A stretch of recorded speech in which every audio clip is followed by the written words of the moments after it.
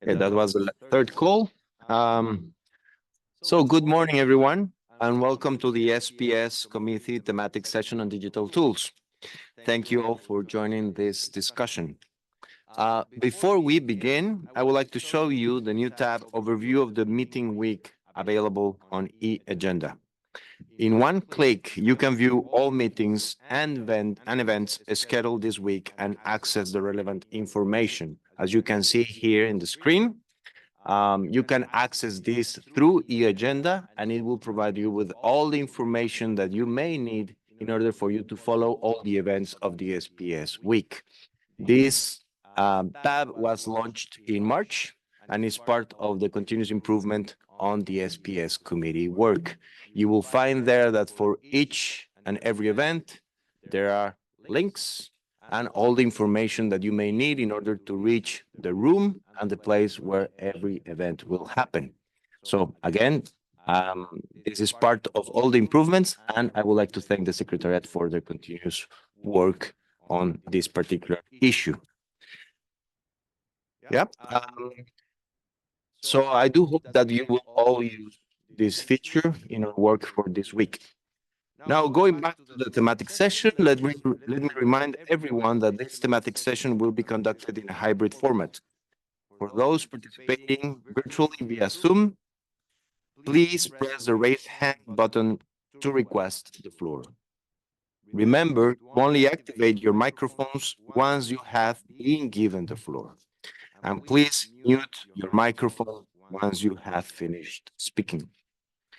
I would also like to highlight that interpretation is provided in English, French, and Spanish.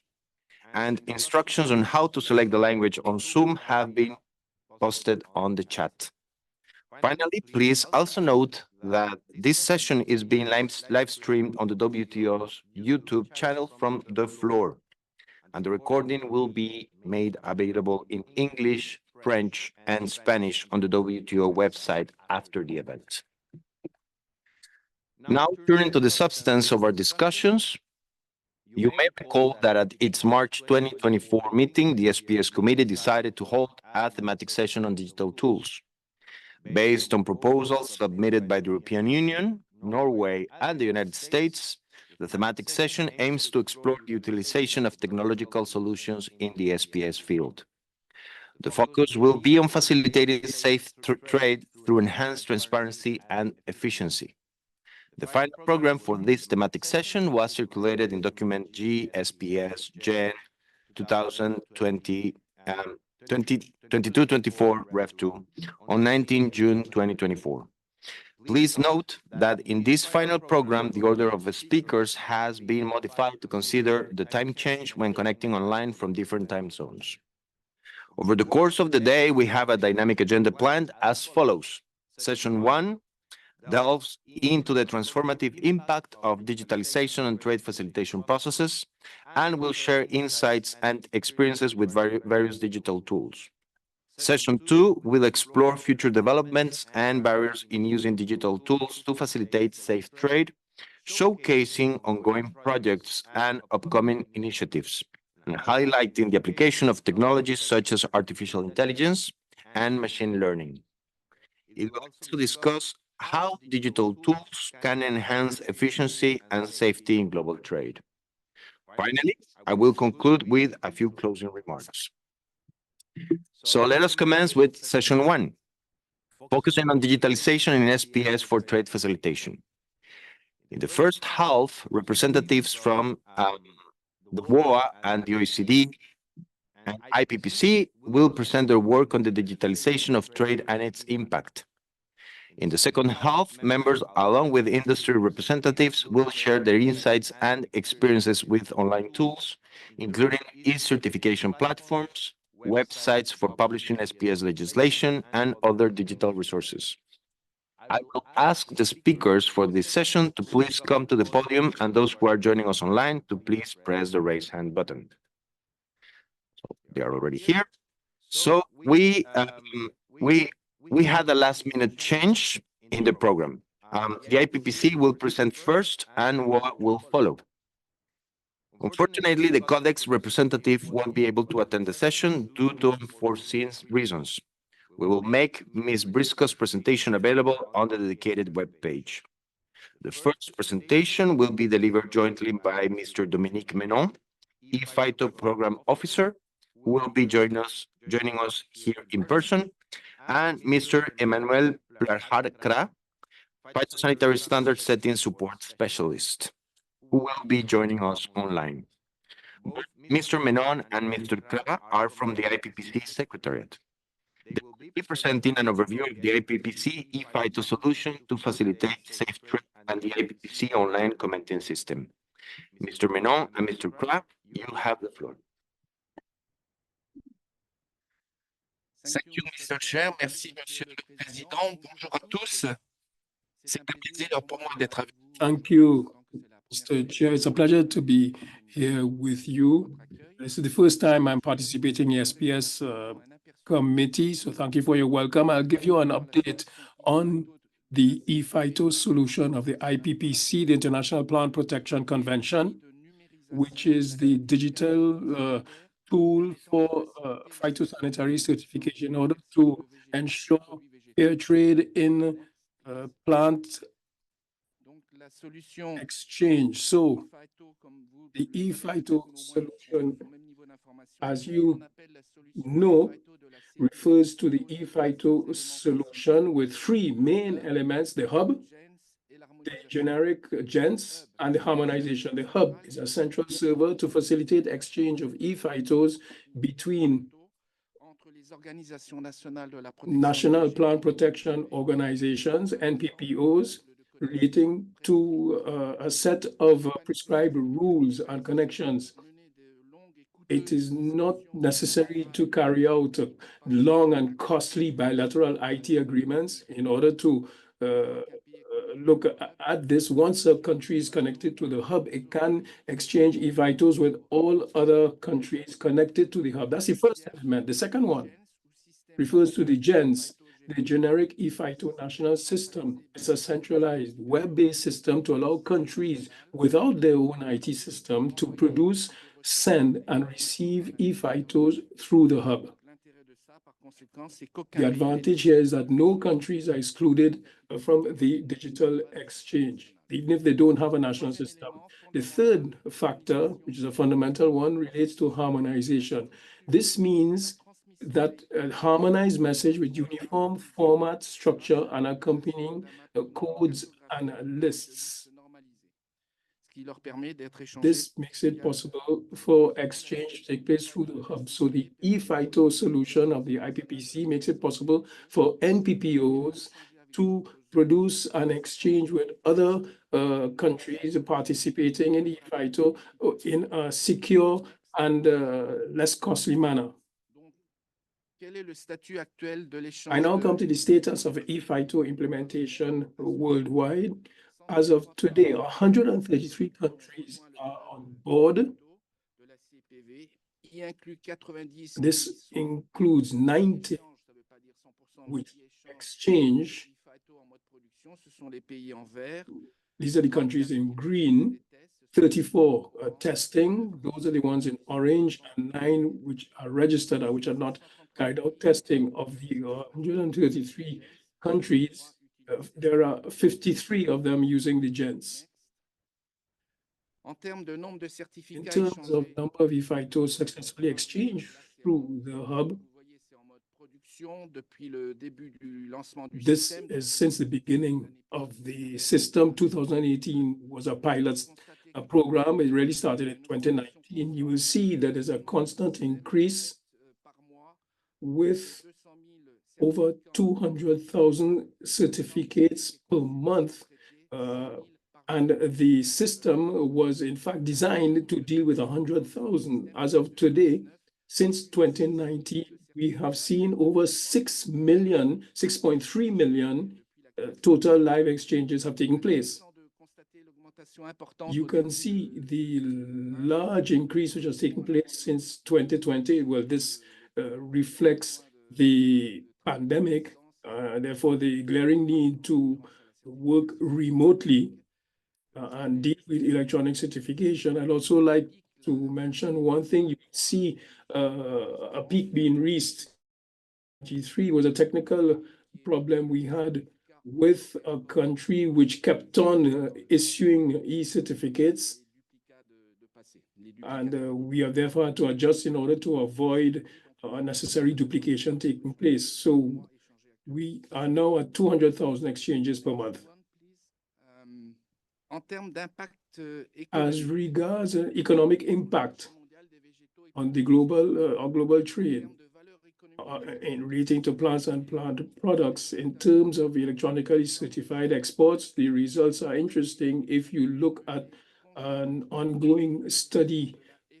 The FAO Investigation Center and the Trade and Market Division of the FAO, in partnership with the European Bank for Reconstruction and Development. The study relates to the cost-benefit analysis of e-phyto on world trade and will be finalized in September next. But we have preliminary results which indicate the impact of e-phyto on plant and plant product exports, with an increasing a number of exports, you will see that at the end of 2023, in fact, in October, November, and December have not yet been registered, but in October 2023, we estimated the economic value is at 17% of a world trade in plant and plant products, and that is covered by e-phyto. Next one, please. Les derniers développements. Relating to the latest and ongoing developments, l'amélioration des transmissions, le hub improvement of transmission. The hub was designed with a simple protocol to send and receive e-phytos, SML messages between the NPPOs. However, the increasing use of the hub therefore made it necessary to have third-party users. That is why the IPPC is striving to link with countries which have made a necessary request. You know about the e-seal relating to the EU regulations. Any country wanting to trade with an EU member state using the e-phyto solution must have digital signature of each e-phyto with an e-seal. The UNICC is working with NPPOs and supply providers in order to ensure this is done.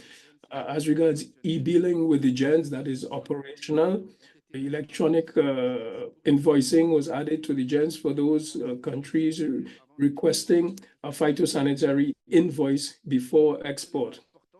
Another important element, gens, which was originally available in English, then in French, then in Arabic, it is now available in Russian and Spanish. So the final two versions, Russian and Spanish, need to be tested by countries, but they are available. As regards funding, this is the crux of the matter. A funding model was approved as a transition pilot during the 18th session of the Committee on Phytosanitary Measures, which took place in April. Given the level of development in countries and the use of e-phyto, contributions expected from countries are of a voluntary nature. The funding model will be implemented as a pilot project in 2025-26 with subsequent evaluation. Discussions are ongoing to get total or partial funding from the FAO. NPPO workshops with IPPC and the e-phyto Industry Advisory Group are regularly organized for NPPOs and the private sector in order to promote the e-phyto solution. The aim is to facilitate exchange between the importers, exporters, trade associations, and NPPOs on the advantages involved in adopting the e-phyto solution. And then I'd also like to thank a number of partners whom we can see on the screen. They support a number of countries in order for those countries to adopt national e-phyto measures relating to the STDF, the World Bank, and the Global Alliance. Next one. Alors, challenge et perspectives. Now, Donc, challenges and dans perspectives. le cadre stratégique de la Convention internationale pour la protection des Regarding the données, IPPC strategic framework, the aim is that by 2030, e-FITO will be implemented in all countries. On the e-FITO strategic implementation plan 2024-2030, which was approved by the committee on April last, I have already spoken about this. A central point is seeking long-term funding for the program. There's the aim of maintaining and improving the system in order to ensure cybersecurity, for example, where needed, supporting countries for e-FITO implementation on the hub and in gens. We are also exploring AI possibilities to trace import measures relating to e-FITOs, for example, where necessary support for some countries may need support from the legislative standpoint or the IT structure, or even with a view to sensitizing decision makers relating to the FITO solution. As we have always said, we are open to cooperating with other international organizations which may be non-phytosanitary. For example, the Codex Alimentarius, the WOAH,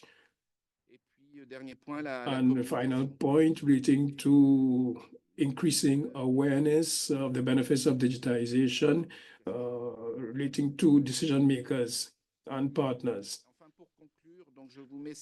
By way of conclusion, I'm putting this slide on.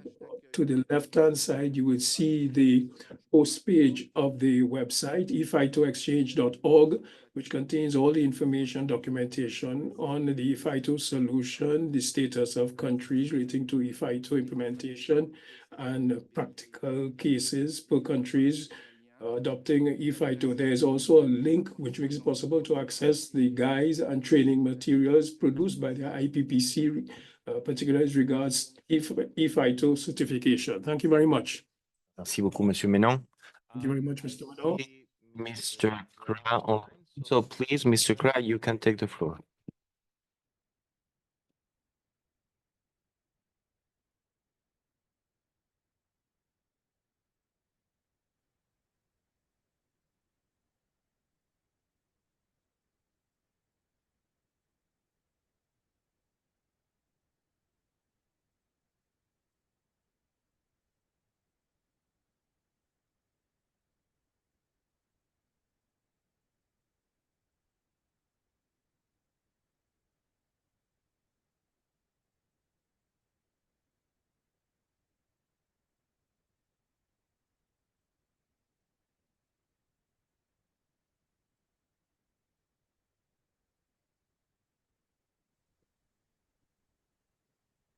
Yes. Yes.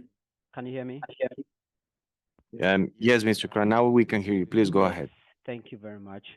And good morning and good afternoon and evening to everyone joining also.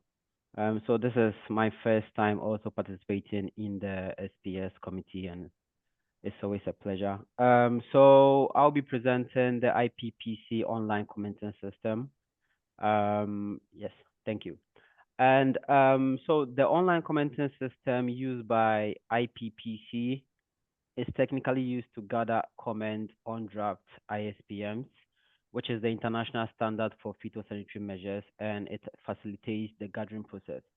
So mostly the OCS system is used during the IPPC consultation period, which normally happens from 1st of July to the ending of September, which is 30th September. And when we started using OCS, we wanted to facilitate the smooth processing of gathering comments. So when we developed this system, we were mostly guided by three principles, as we see, by its simplicity, efficiency, and user friendliness of OCS.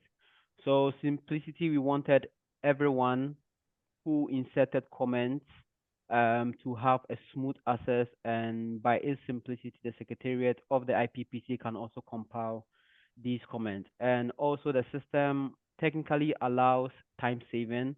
That's when sending comments and compiling them. All documents are available in one place to streamline the process.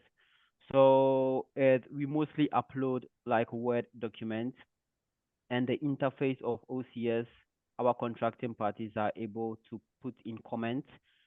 We see the comments, we reply the comments. So it's more or less like a chat box or a chat tool where everyone can see and also make comments on it. And with the benefits, so the benefit is mostly is user friendly, easy to access, is confidentiality, because OCS is only accessed by our contracting parties because they have the credentials to access it. So if we create a credentials for you, you'll be able to access it, and it's also fast, more accurate, and easy to compile the commenting process. Next slide, please. Yes. So as we see, so OCS mostly has various user types. We have the review, the review. We have the owner also. We mostly have the author, which is the IPPC contract, the IPPC. We have the deputy. We have the reviewer. So OCS, the IPPC secretariat, we delegate various roles to people participating in these reviews. So let's say, for example, a country is an author of a review. So the IPPC contracting parties, in line with the IPPC secretariats, go hand in hand with this review. So what we do is, for example, in 1st of July, the consultation period will be open. So all documents going for first consultation and second consultation will be posted on the online commenting system. And contracting parties have the responsibility to open all these documents, make comment on it. If they have various requests, they can go back to the secretariat directly. Then we can help them in developing these comments they put on OCS. Next slide.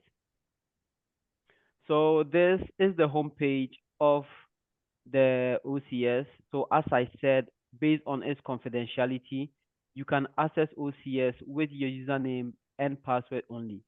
If you don't have a username and password, it will be quite difficult unless you are a contracting party or a reviewer of a specific review. And the OCS is not only used during the IPPC consultation period.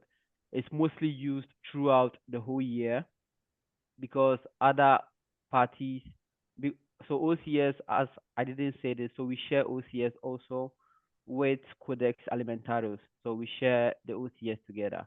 And when you see the last slide, there is some useful information and also some links which will go a long way. You can see the guidelines, how to use OCS, and some information on the IPPC webpage also.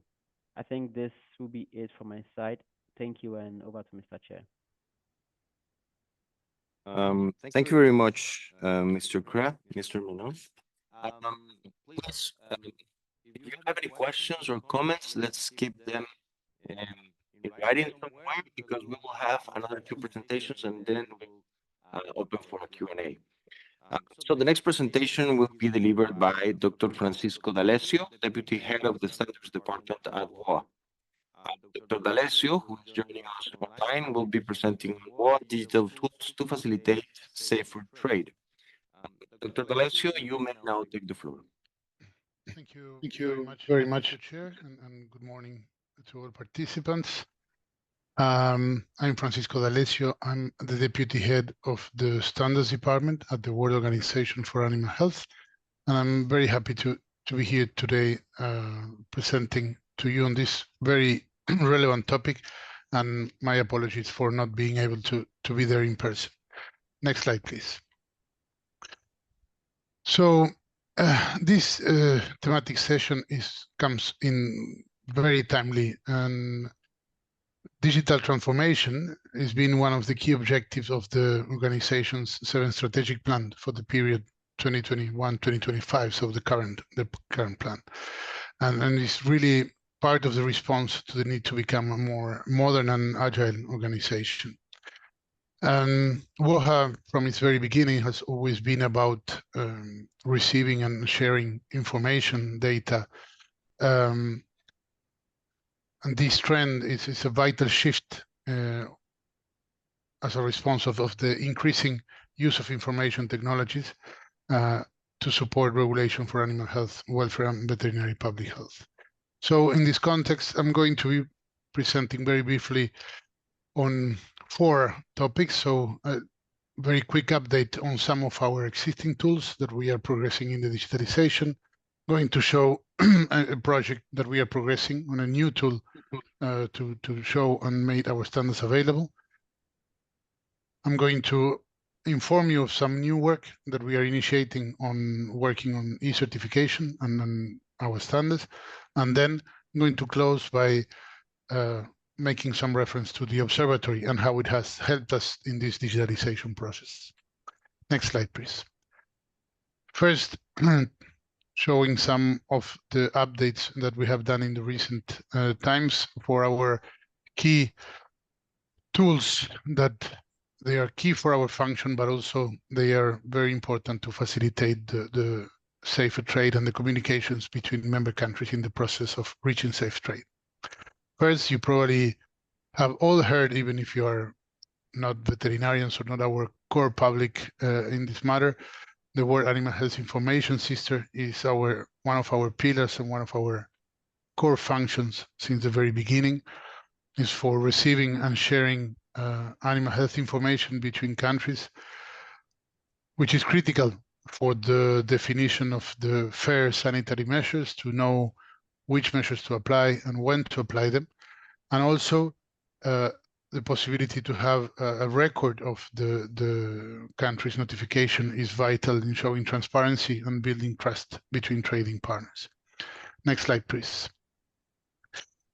This is too much detail probably for you, but basically the WAH is a system that is working for ages now, based on the official notification by members submitting through the organization and through the system, made available to the global community to facilitate decision making, to improve disease awareness and prevention, and more importantly, to enable responsible risk management and safeguarding international trade.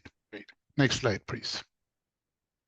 So this system has been working since many years. At the beginning, it was paper-based. From more than 30 years now, it's a digital system, and now it has gone a very an encompassing revision, and there are many new modules, optimization of the monitoring modules, the event management modules. The annual report is a full new system, and especially there are optimized dashboards where all this information can be better processed and used by members. And now there is also the possibility to access and download many of this information. So this is probably for you to communicate to the technical teams back in your capitals, but it's a very important work for us. Then you probably have heard about what is the PBS pathway. So based on WAH standards, the organization long time ago has developed a tool to assess the performance of veterinary services. And based on that tool, we have built a capacity building program. Along this program, there is a series of assessment and missions which are done by independent experts that generate a lot of information.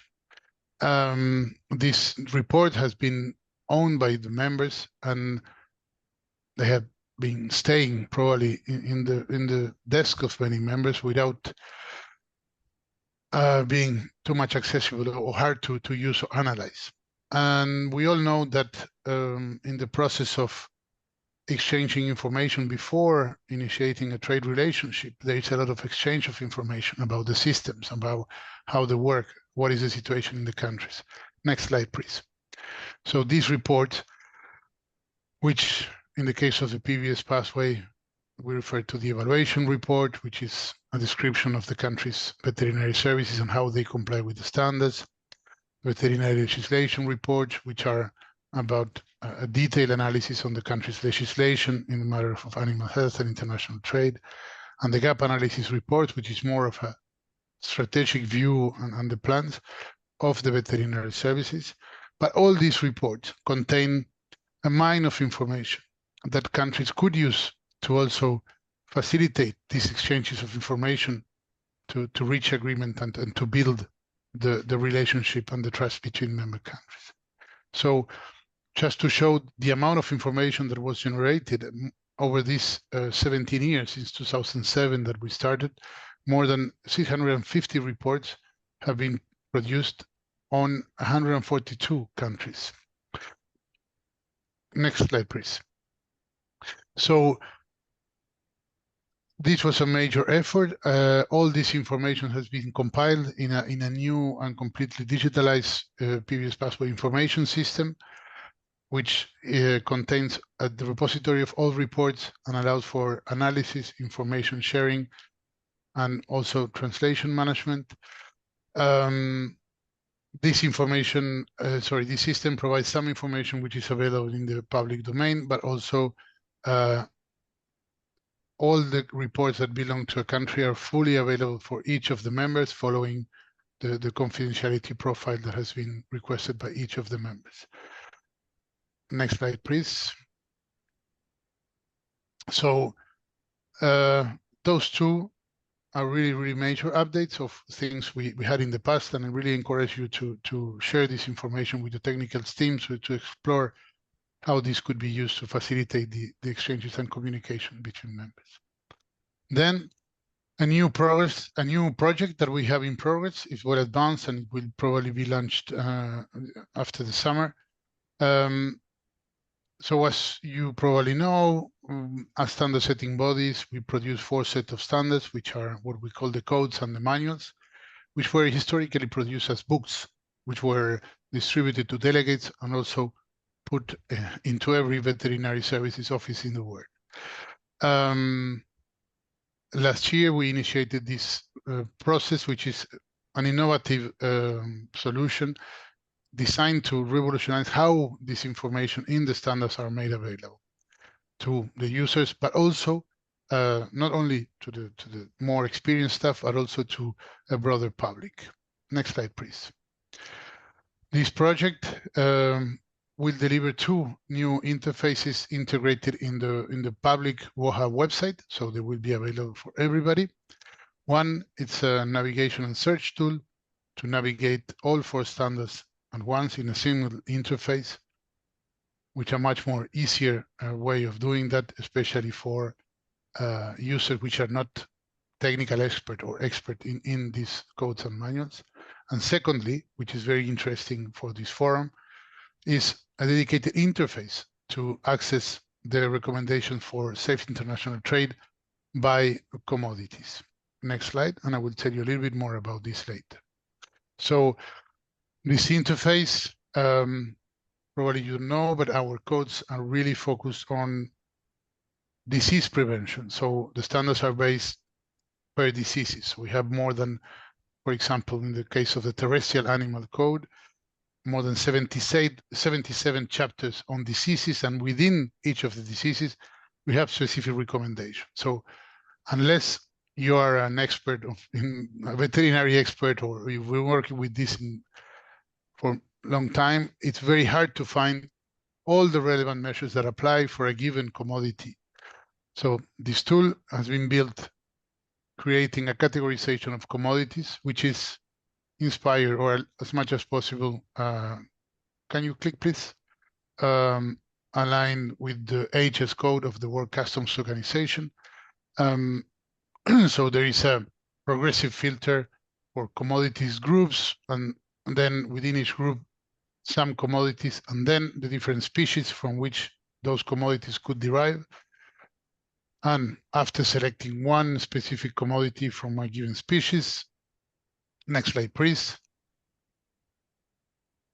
The system will provide the detail of all recommended measures which are included in WOHA standards for that particular commodity.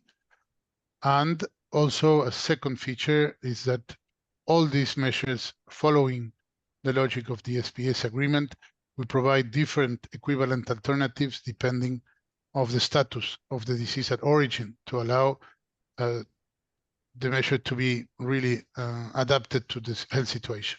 So we have an additional function that allows for a given selection to really filter by a specific profile of which diseases are present or not at origin, and to get a tailored result on the recommended measures. And these results can be, as you see there, printed, shared, downloaded for further use of discussion. And this is available in the 3 languages, official languages of WOHA, English, French, and Spanish, which makes it also very important to facilitate the discussion between members of different languages. Next slide, please. So this slide very simple. So it's really, in terms of access, is facilitating the access, everything in one place, and with a much more natural and easy way of searching, which will hopefully facilitate the access to our standards for less expert users, more experts, for example, interested in trade, or trade operators, which could be interested beyond our user public. It will be easy to use, and as I said, all the added value that this access by commodity bring in terms of facilitating the decision making, highlighting the connection between the different commodities and the tool, striving for commodity-based trade, and then also the possibility to tailor the results per disease at origin, for animal status at origin, which is a very critical point, to be fair. Next slide. Okay, and then this is also a new information on a work that we are just starting, and we are starting to work with our standards in e-certification, following the work that the IPPC colleague just presented, and also similar work that was developed by Codex, in which we've been following and collaborating. Next slide, please. So we have launched an expert consultation group that will work to develop reference data models and data standards for the model animal health certificates in the codes terrestrial and aquatic, using the model certificates which are already in the standards, and the electronic certificates which follows the UN CEFACT SPS data standards to ensure alignment with the digital certificate already created by Codex. This work has already started. The first meeting was combined 10 days ago, so it's already ongoing. Next slide, please. So to highlight key points of the work we are planning and which are going to be the next steps. So different to what the IPPC colleague proposed, and more similar to what the Codex Alimentarius has done, WOHA will not be creating a hub for transmission of certificates, but will provide harmonized data standards for certificates to facilitate the data exchange between trading partners as countries move away from paper certificate. We anticipate to complete this work by the end of 2024, and all this, the outputs of this work will be made available online on the public website. Following this work, we anticipate to start next year, we will launch a dedicated other group, an expert group, to review the actual chapters to ensure they are up to date in terms of certification practices. Next slide. And then to close, I would like to highlight, you probably have been heard over the past 2 or 3 years or even more about the WOHA Observatory. Next slide, please.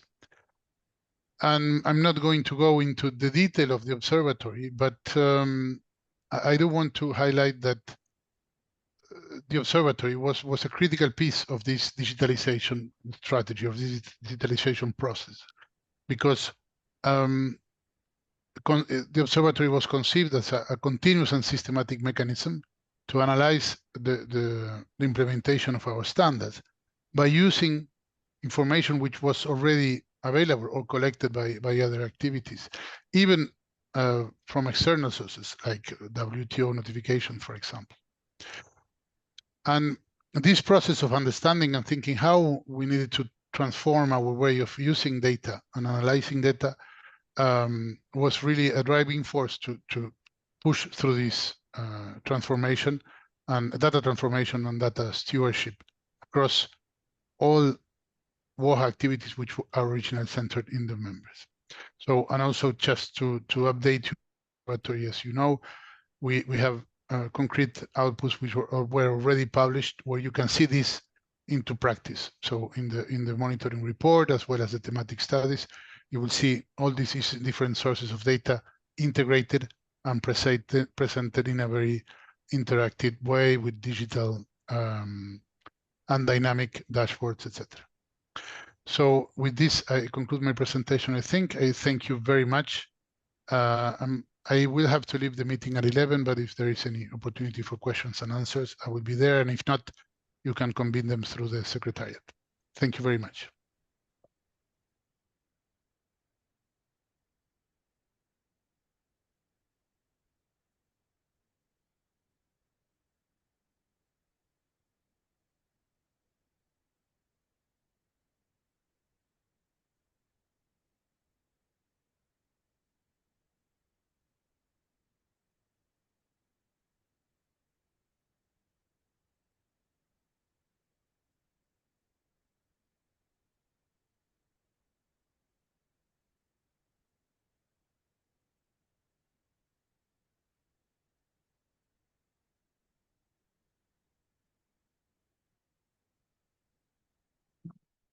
Thank you very much, Dr. D'Alessio. I was actually asking the Secretariat for some guidance. The original idea was for us to finish with Dr. Deus on the Q&A, but given that you need to leave us early, and also given the context of the work both by WOA and the IPPC, I will probably think that it would be better for us to have a first round of Q&As, especially those directed to WOA, so that you can actually deliver your questions or comments on this presentation with priority. So I'll open the floor in case your colleagues have any comments on or questions on the presentation. If that's not the case, we can also do it through the Q&A at the end of the presentation by the OECD, and we can also send those questions to the WOA representative. The floor is open.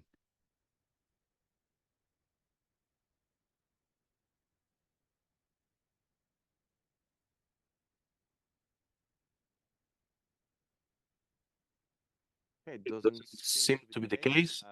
Again, thank you very much, Dr. D'Alessio. I'm sure my colleagues will be probably thanking more about the comments on or questions by the end of this, the next presentation. We will now move on to the OECD's presentation. I would like to give the floor to Dr. Annelies Deus, Senior Agricultural Policy Analyst from the OECD, who will be presenting on the digitalization of sanitary and phytosanitary systems, recent and ongoing OECD work. Dr. Deus, who is joining us on the podium, will also be accompanied virtually by her counterpart, Dr. Edith Laguet, for the Q&A session afterwards. Dr. Deus, the floor is yours. Thank you very much, and I'm very pleased to be here today and to participate in this very interesting thematic session on digital tools. So my name is Annelies Deus. I'm, as Charles said, Senior Economist at the OECD, and I lead the work on agriculture trade. And if I can see the presentation. Okay. Well, I'll start talking already. Today I'm going to present recent and ongoing work at the OECD on the digitalization of SPS systems. So at the OECD, we have started several projects that examine the digitalization of SPS systems, and we have focused on two specific types of digitalization, namely the digitalization of certification, so SPS electronic certificates, and also the digitalization of audits for food safety, so remote audits. And on the slides that will come up soon, I hope, I listed all the work that we have been doing and that we're currently doing, and I also indicated, in fact, that in this presentation I will focus on two specific projects. The first one, which is together with my colleague Edith Laguet, that is looking at SPS electronic certification, current views and benefits. And in the second part of my presentation, I'm going to cover a recently published report together with Stephanie on remote audits. Okay, I'll maybe.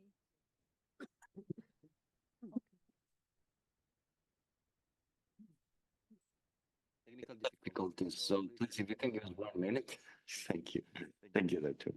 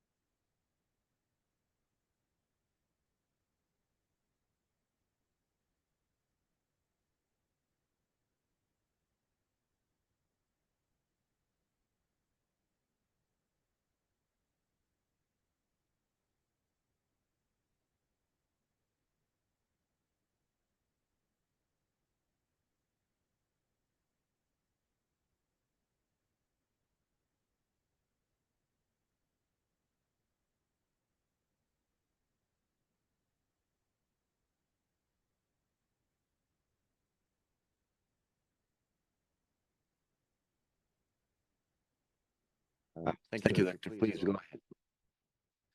Great. So here you see the two works that I'm going to focus on in my presentation, so the ones with the blue arrows. So the first one, so we can go to the next slide. Thank you. So for the ongoing work on SPS e-certificates, current practices and benefits, I'd like to focus on the key analysis that we are doing in the study. And so two objectives of this project are to, first of all, take stock of the current use of SPS e-certs, and secondly, to quantify trade impacts of using these SPS electronic certificates. Now, to do this, we collected information using a survey on the use of SPS e-certs, and we asked a couple of questions. First of all, we asked to which countries are you sending SPS e-certs, for which HS codes, and since when? From which countries are you receiving SPS e-certs, for which HS codes, and since when? Are you using eFITO? Which other e-certification platforms are you using?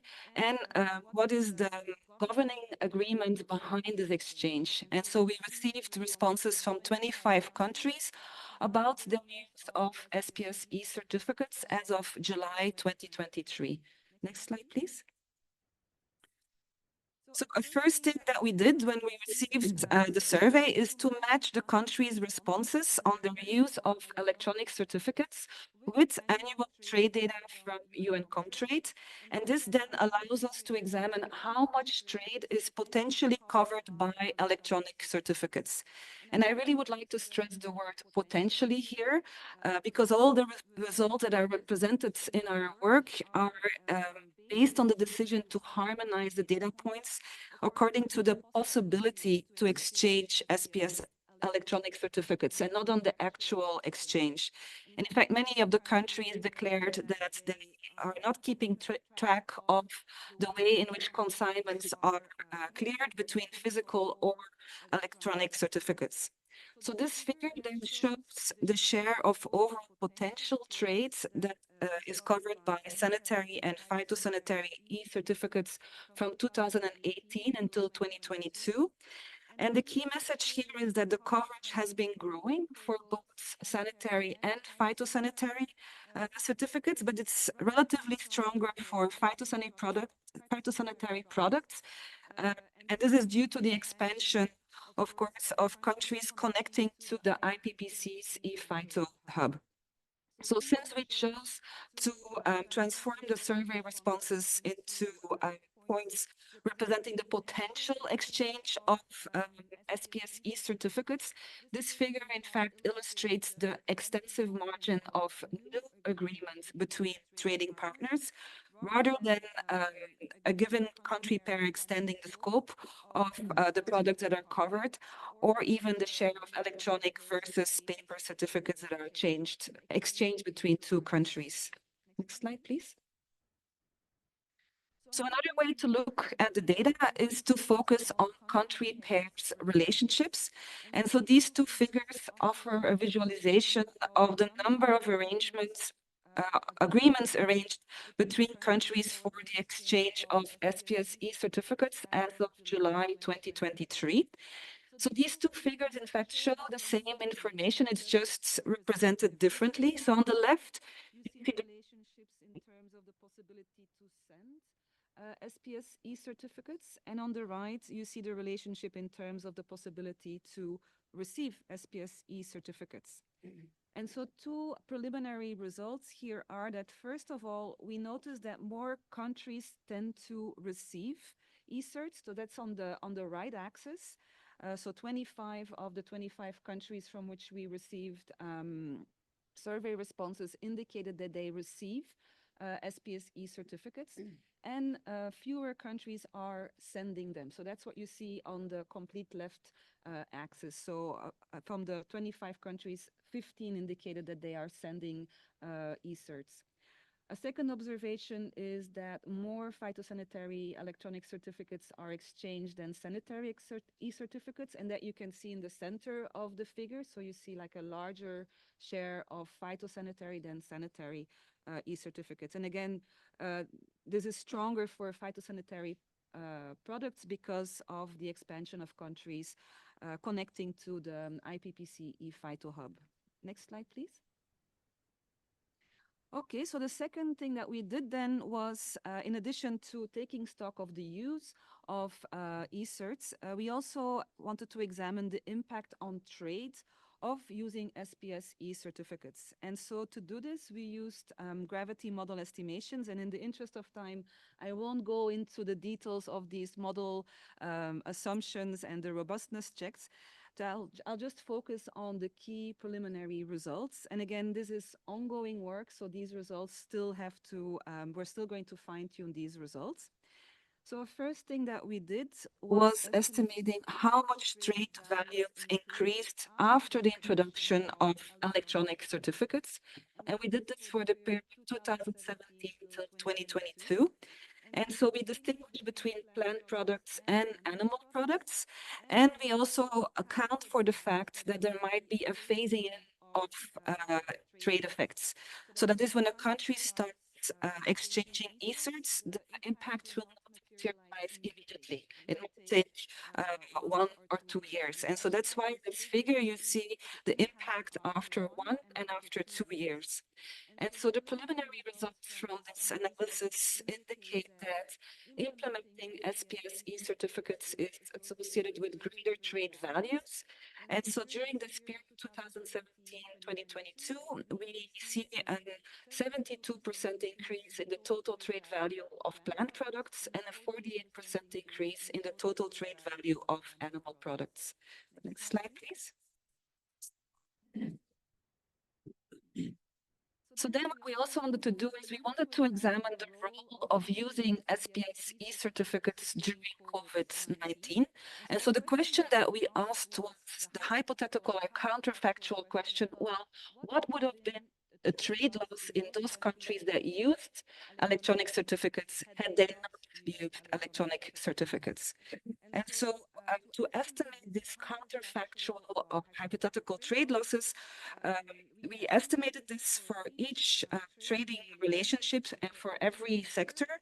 And then we aggregated these trade losses without certs for each sector across all the trading relationships. And so this figure then shows the differential trade impact of not using electronic certificates during COVID-19 pandemic, so during the period of March 2020 until December 2022, and for each of the sectors in the analysis. And so the largest impacts on trade from not using SPS certificates are estimated in the processing and preserving sector, reaching almost $400 million. And this is likely driven by the fact that the pandemic had the most significant impact on the meat sector. But we see also that fresh fruits, fresh vegetables, and cereals are among the sectors that would have lost most trade without SPS certification. So electronic certification helped avoid almost 191 million in dollars in trade losses for fresh fruit and about 60 million for fresh vegetables. Next slide, please. Okay, so then we come to the second part of the presentation. So now I'd like to discuss the second type of digitalization of SPS measures, namely remote audits. And I already presented this work last year during the side event at the SPS committee in November, so I'll keep it very brief. I just have 2 slides. So this report was published last year, and we examined several aspects of remote audits. So we proposed a terminology and a definition of remote audits. We examined the costs, the benefits, and also the effectiveness of audits versus on-site audits. We looked at useful practices conducting remote audits, and we inquired about viewpoints for continued or broader adoption in the future of remote audits. So at the bottom of the slide, I added some figures that come from the reports that we developed to illustrate the terminology and the definitions that we used in this report. So when we started this research, we very quickly realized that people mean different things when they talk about remote audits. And on top of that, there are lots of different terms circulating: hybrid, blended approach, in person, traditional, on-site. So we said, okay, we need to make sure that when we start this study, that first of all, we are talking about the same thing. So the way that we did this is we said, okay, let's start by looking at the stages of a typical audit. So there are 3 different stages. And the middle stage is really the audit itself. And we said, well, there we have different types of evidence gathering activities. Now, this evidence gathering activity, there are 2 different methods in which this can be done. This can be done either on site or it can be done remotely. And then this was the basis for the definitions. So we said if all of the evidence gathering activities happen on site, we're talking about an on-site audit. If all of the evidence gathering activities occur remotely, we're talking about a remote audit. And if some of these evidence gathering activities are on site and others remotely, then we're talking about a partially remote audit. Next slide, please. And in addition, we also examined the costs and benefits of remote audits, and we did this using interviews and a survey.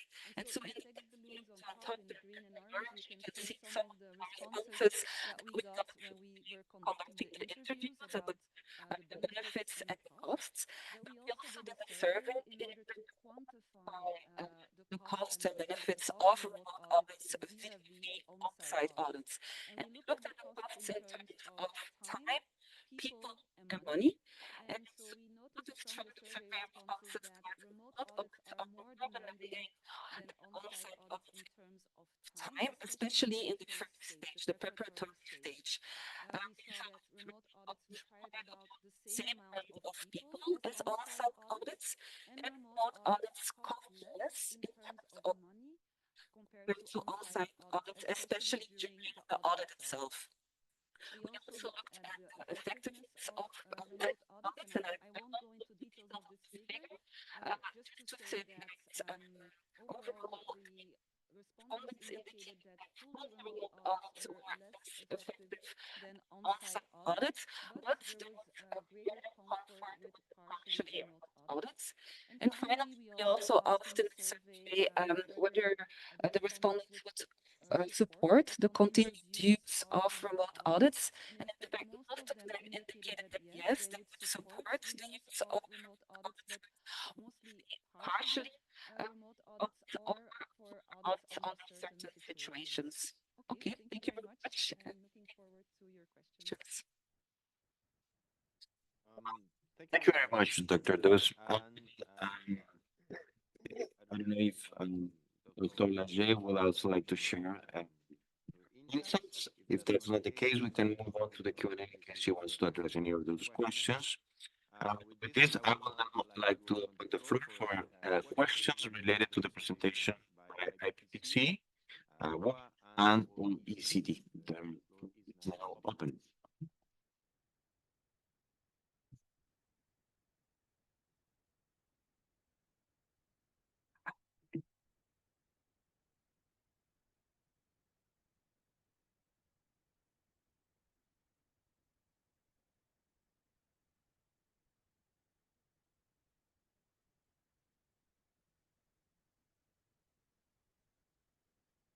Okay.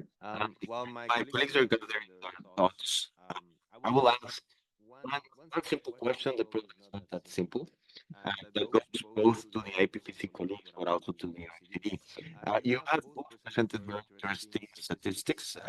The IPPC has indicated that right now the E-FITO is covering 17% of the value traded that could be needing e-certificates, more or less. And probably I'm not fully interpreting right that statistic. On the other hand, the OECD is indicating that 25% of total trade could be covered by e-certificates. So my question to you would be, there is obviously a gap between the amount of trade that would be covered right now with e-FITO, for instance, and the amount of trade that could be covered by e-certificates in general. So what are we missing right now to improve both the, let's say, the compliance or the use both of e-FITO, but also in terms of trade? What are we missing? Is it geographic coverage? Is it certain products? What are the biggest benefits we could get if we have a more focused approach on improving those two statistics? So any thoughts on that regard will be more than welcome. So I'll give the floor to perhaps Mr. Chimino. Yes, you could go ahead, please. Merci, Monsieur le Président. Thank you, Mr. Chair. I shall try to answer to the best of my abilities. It's true, it's not an easy question. It's different between what I talked about, the 17% and the 25% of the OECD. I don't think the methods are the same. I consulted my colleagues, economists, who submitted the graph in October 2023. They were given country-by-country statistics. So they looked at a pair of countries, one country trading with another country, whether you're talking about the digital exchange or paper exchange. And then they compared this with the trade flows per pair of country. So the e-FITO exchanges are taken account of, and a country is considered as covered by e-FITO if it has traded with another country. So it's per pair. Maybe the difference lies from the use of the word potential. In order to try and answer the second aspect of your question, Chair, you saw the map with all the countries in green, which means that the part of the gens doesn't mean that countries which have adopted such a system have abandoned paper exchange. No, it means that gradually, it's a gradual process. It's not overnight. It's not an overnight process. Countries begin exchanging e-FITOs with their privileged trade partners, and for specific, perhaps, products or goods where there are more trade flows. That's how they begin. And then gradually they develop with other countries. So the fact that they're in green doesn't mean that all Latin American countries trade amongst themselves. The phytosanitary number 12 relates to the fact that a certificate, a digital one, can be sent to an importing country only if that importing country accepts it. So for regulatory reasons or other organizational reasons or management reasons, the imported country may not be ready, even if its IT system is up to speed. So that's why it's a gradual process. And according to our information, in economic value, 70% of our world trade in plant and plant products are covered by E5 I don't know whether I've answered your question correctly. I've done my best. Thank you, Mr. Chairman. Go ahead. Okay, thank you. Well, thank you for that question. And I think the first part was comparing those stats that you saw from the colleagues from IPPC and then ours about the percentage of value of traded. And I think the main reason for this discrepancy or change or difference between the two numbers is that I guess in the case of IPPC, you're covering all the countries. While in our case, the result is based on our survey, right? So we have 25 countries that we surveyed. So that's we're basing our result on that. Then in terms of what could be what are we missing? So we know because a lot of this is voluntary, the exchange of electronic certificates, so not everybody is using this continuously. So that's one of the aspects I think that could be improved over time. Thank you very much, Doctor. I see the flags of Australia and the United States. Australia, please. Thank you, Chair. My question is a fairly simple question. I'm not sure it might have a complex answer. But interested to hear Francesco say that at this stage, Wara isn't considering the hub like the IPPC. I'm just curious as to why that may be. Is that not considering it now, or is it something in the future that could be considered? And I suppose that's reflecting that there seems to be a greater uptake of e-certification certificates being exchanged through IPPC compared to perhaps what's happening through the, I guess, sanitary side. Thank you, Chair.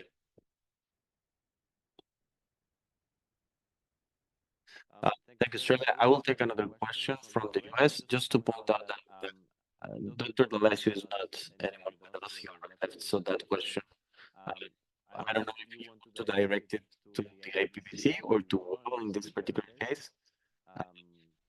If not, I'm not sure we can get an answer from the IPPC on this one. Apologies, Chair. Look, I guess if there's anybody that can answer that, I'd be happy to hear, even from the floor, because I'm sure there's some who have been much more involved with the Wara activity, perhaps. Okay, great. So I'll take one more question from you guys so that everybody can also provide any comments they may have. Just before that, let me ask the question to the US and okay, thank you. The US, go ahead. Thanks, Chair. I appreciate all the information that was shared by all the presentations. It is really one of the benefits of this sort of session that all of us can sit down and hear about these kinds of advances that we don't often have these updates. The question I have is, I guess, sort of directed toward law, but maybe back at the IPPC as well. It's really too bad that the Codex can't be here. But the SPPC, the eFIDO project has been going on for quite some time. It was a really extensive, there was a lot of thought put into that.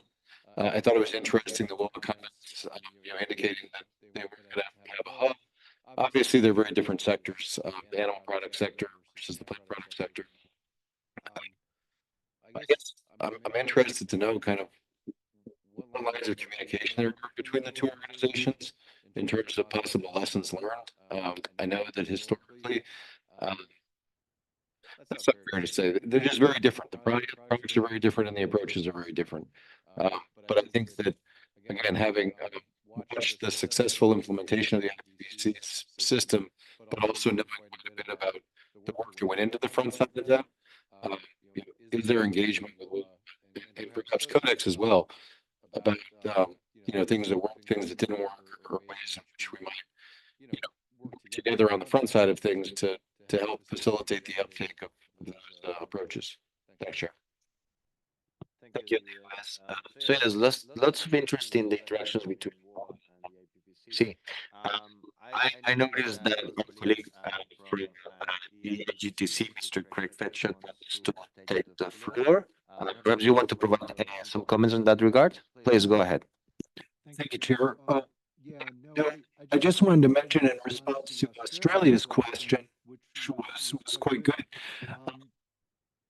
Having worked with the IPPC before many years, the hub was built with the intention of being able to handle 100,000 certificates per day. And as you heard from Dominique, they're handling about 200,000 certificates per month. And when I was working at the IPPC, the perspective it wasn't an IPPC-centric system and being available for any of the sisters to use. So I'm not sure that that's changed. I'm not working at the IPPC anymore, but certainly it has the capacity to handle a larger number of certificates than it already is. And obviously, given the miniaturization of chips, et cetera, it certainly would be within the realm of reality to say there's the opportunity to expand and include the type of exchanges that WOA would anticipate for animal health certificates and potentially in the codex area as well. So my personal perspective would be to encourage this interaction and encourage the uptake of those organizations and work with the IPPC to make it an SPS system as opposed to eFIDO. Thank you, Chair. Thank you, Mr. Fetchuk. I don't know if the colleagues from the IPPC would like to comment on the possibilities of expanding IPITO to other areas, especially on the sanitary side. Yes, Mr. Menon, please go ahead. Thank you, Chair. Just to beef up the information somewhat, IBPC has always advocated the use by other organizations for e-certificates, particularly our sister organization, WAR, and the Codex Alimentarius Committee. We have the communication platform, ECAC, which is an umbrella organization of all the organizations related to e-certification. That's the communication platform that we use. It's a privileged one. No, I think relating towards the United States and Australia said, if you compare animal health certificates and this phytosanitary certificates, the key point here related to an assessment at the end of 2022, 2023 by an independent consultant, ePhyto one, and he highlighted the fact that the key point here is harmonization. That's the key point. It's something we have for the phytosanitary certificates. They are harmonized according to the pattern in the ISP on phytosanitary certificates, and that is the harmonized system which we have proposed. And this is what made it possible to expand the phyto over the last few years. It's a key point. As far as I know, I'm not a specialist in animal health, but I think that I can say this subject to correction by my colleagues. Thank you. Mr. Menon. Indeed, I do note, for instance, that the OECD, when they did their counterfactual exercise on the potential trade loss without e-certificates, they pointed out in their graph that the biggest trade losses would be on meat and preserved meat and conservation of meat, followed by fresh fruit. So evidently, there's a lot of potential there for the international organizations to work in the area of sanitary measures and e-certificates in that area. And of course, ePhyto proved to be of value for many countries in the context of the pandemic, which is also reflecting on the fact that fresh fruits were the second most possible impacted crop in the context of the trade losses. So that's definitely interesting. I don't know if Dr. do you want to provide any other comment in that regard? You're okay? I don't see. Oh, yes. So I see Cristiane from the floor that may want to. Oh, Simon, please go ahead. Yeah, thank you, Mr. Chair. So just quickly, because to update the SPS committee, because I mean, you have mentioned already, several of the panelists have indicated the work that the STDF is doing in this area of, or has been doing in the area of electronic certification. So yeah, we are, I mean, I must say that we have been working in this area for many years now. As indicated by Dominique, we provided seed funding to the IPPC Secretariat for the development of the eFITO solution a few years ago, and now we are very proud of its results. And also, as indicated earlier, the main work of that the STDF is doing now is facilitating the dialogue and coordination, collaboration between the different organizations, institutions, countries working in this area of electronic certification, digitalization. So we put in place this group, this practitioner group, the Electronic Certification Advisory Committee that meets a few times per year. And the purpose of this group is to share information on the different initiatives related to eCert and to facilitate linkages and synergies between these initiatives and maximize the outputs and avoid duplication. But then the last piece of information that I think could be useful for this discussion is that we have just started a few months ago some work with the Inter-American Institute for Cooperation of Agriculture, AICA, and is to develop a mechanism for the production and exchange of certificates for live animals and animal products, so eVet. So the idea of this work is really to follow the example of the eFITO solution and to develop a generic system and to exchange these certificates through a hub. So we are very pleased to hear from the IPPC Secretariat that the eFITO hub can be expanded to the use of other type of certificates, not only eFITOs, but also sanitary certificates or veterinary certificates. And we're also happy to hear from WOA that the plan is to work on the data model and not to develop a hub, because I think the best thing is to use the hub that currently exists for the exchange of these veterinary certificates. And since it was indicated that this work on the data model will be developed, will be finalized by the end of this year, this project with AICA is a very good opportunity to test this new data model and exchange those certificates in the current hub. Of course, these are discussions that we still need to have with IPPC, with WOHA, and the focus of the project will be on the Latin American region because we work with AICA, but the idea is to potentially expand this to all countries in the world. Thank you. Thank you, Simon, and thank you for giving us this important piece of information on the work of the STDF.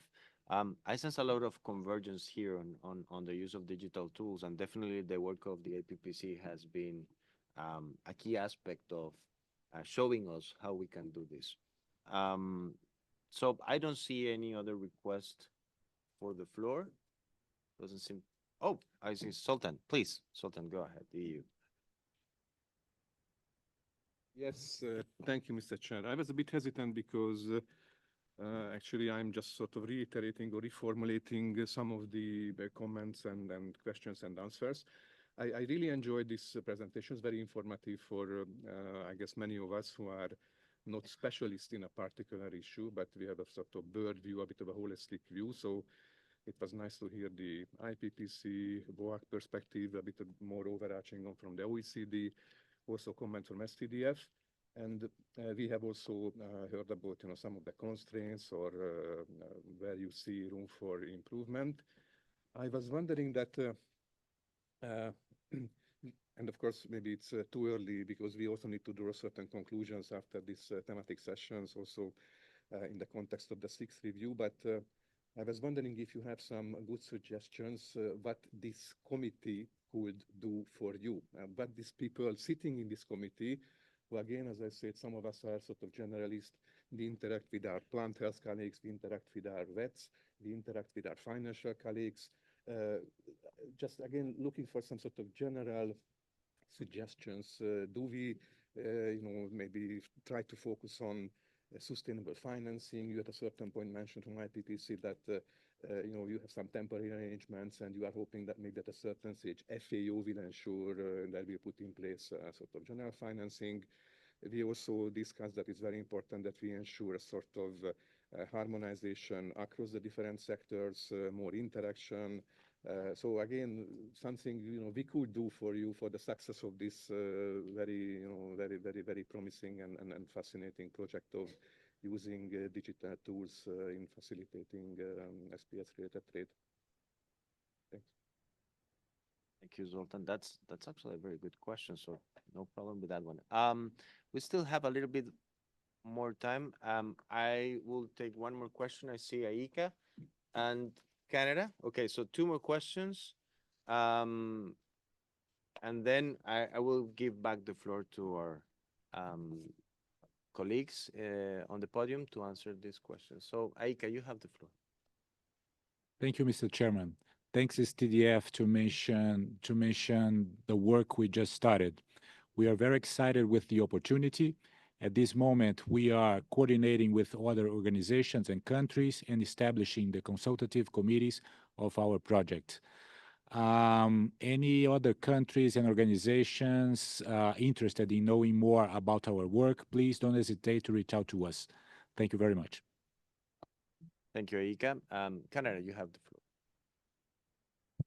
Sure, thanks, and good morning, Chair, and thank you to the presenters for some excellent presentations so far. I think we're off to a great start. I hesitate because my question is so broad, it might be too too broad, but it's for anybody that wants to touch on it. One of the things that I'm thinking of as I'm listening is what do you see as preventing uptake across the board? You know, we see bits of the Canadian experience as we try to get into the field of electronic certification and the eFIDO hub and the like. But I'm wondering if there's broad, more sort of horizontal observations. Again, I'm thinking maybe Dr. Deuce or anyone that you may be seeing in terms of what's really preventing further uptake. I know from our perspective, it's not a matter of not understanding the potential benefits. It's just that it's very hard to turn such a large ship around after such processes are well established. But I'm wondering, more broadly, if there's generalizations that anyone would want to draw. Thank you, Canada. So two very important questions. What is preventing uptake? And the second one, what can the SPS committee do for you?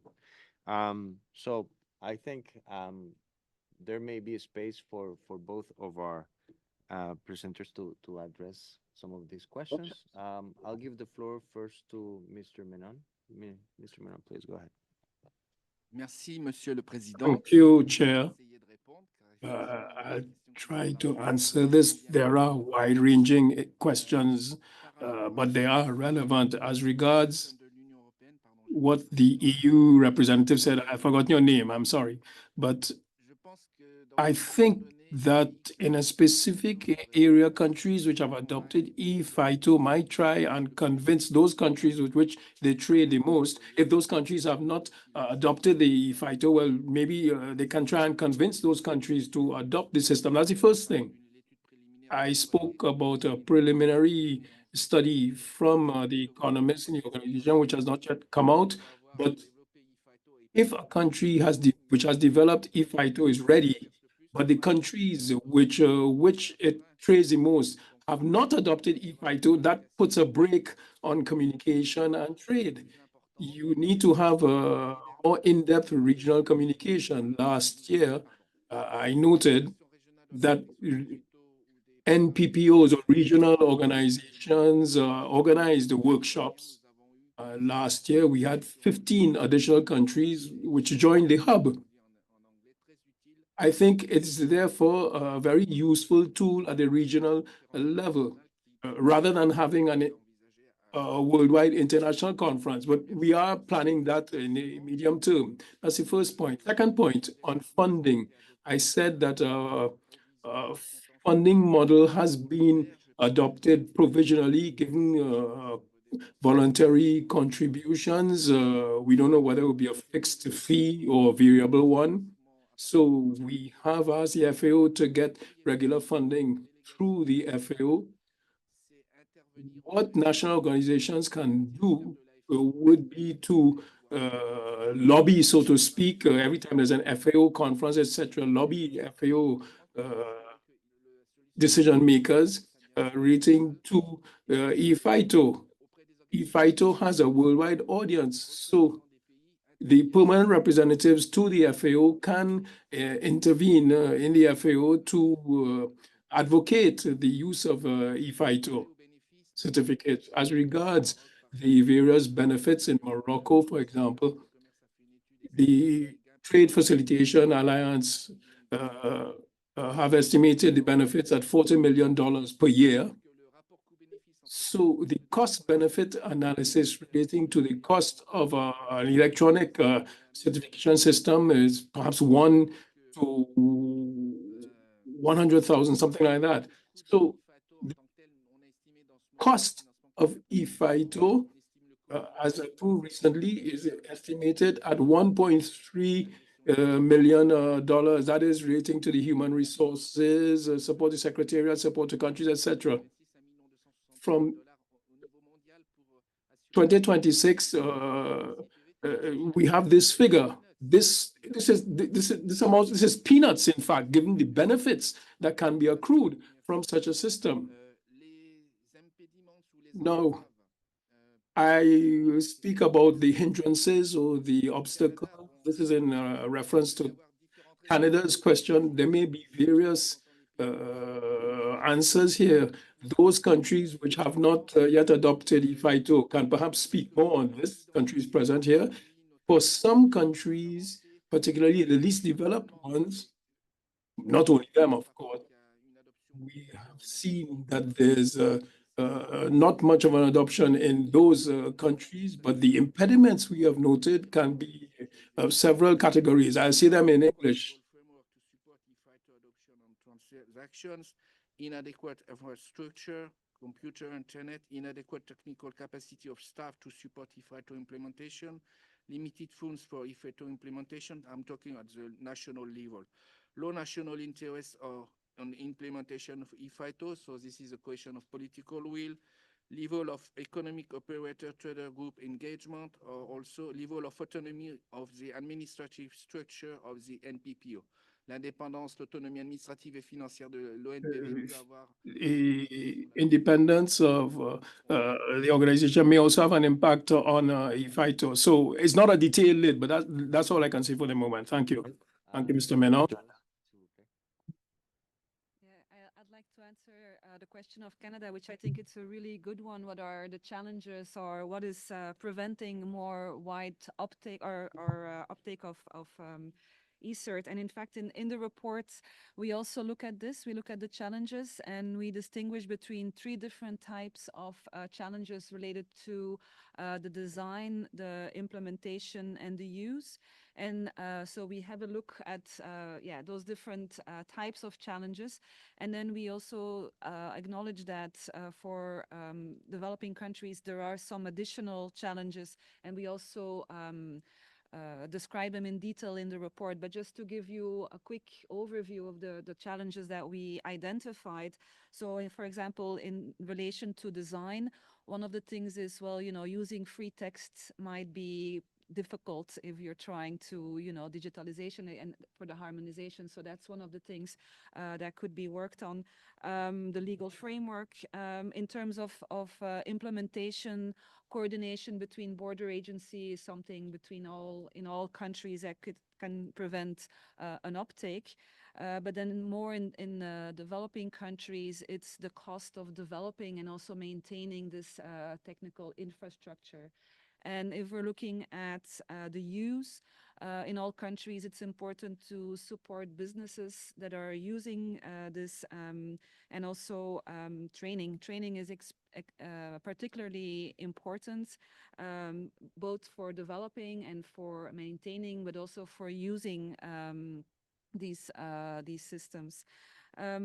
We also noted in terms of use that there is quite some resistance to change, to use new and digital solutions, also because of data concerns. So here, one of the solutions would be to really involve all the stakeholders from the beginning when you're developing or something like this. So so those are the kind of different types of challenges and some potential solutions to deal with them.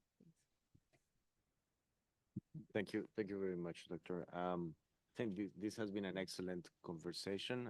As a starter, I think we can already draw some very important insights from this presentation. So with this, I would like to conclude the first half of session 1.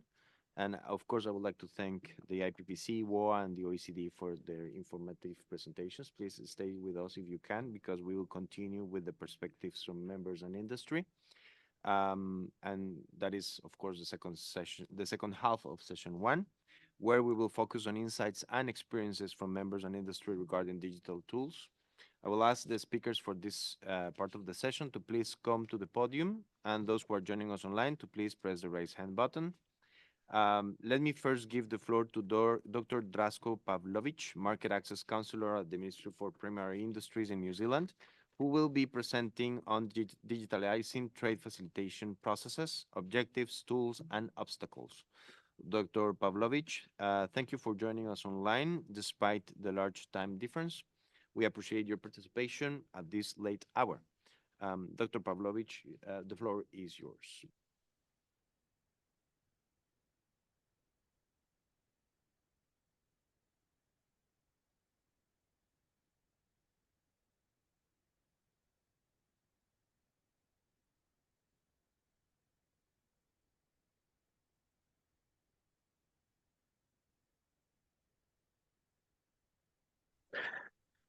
Thank you very much. I think we got it now sorted. I'm unmuted and can speak. Very good night from New Zealand.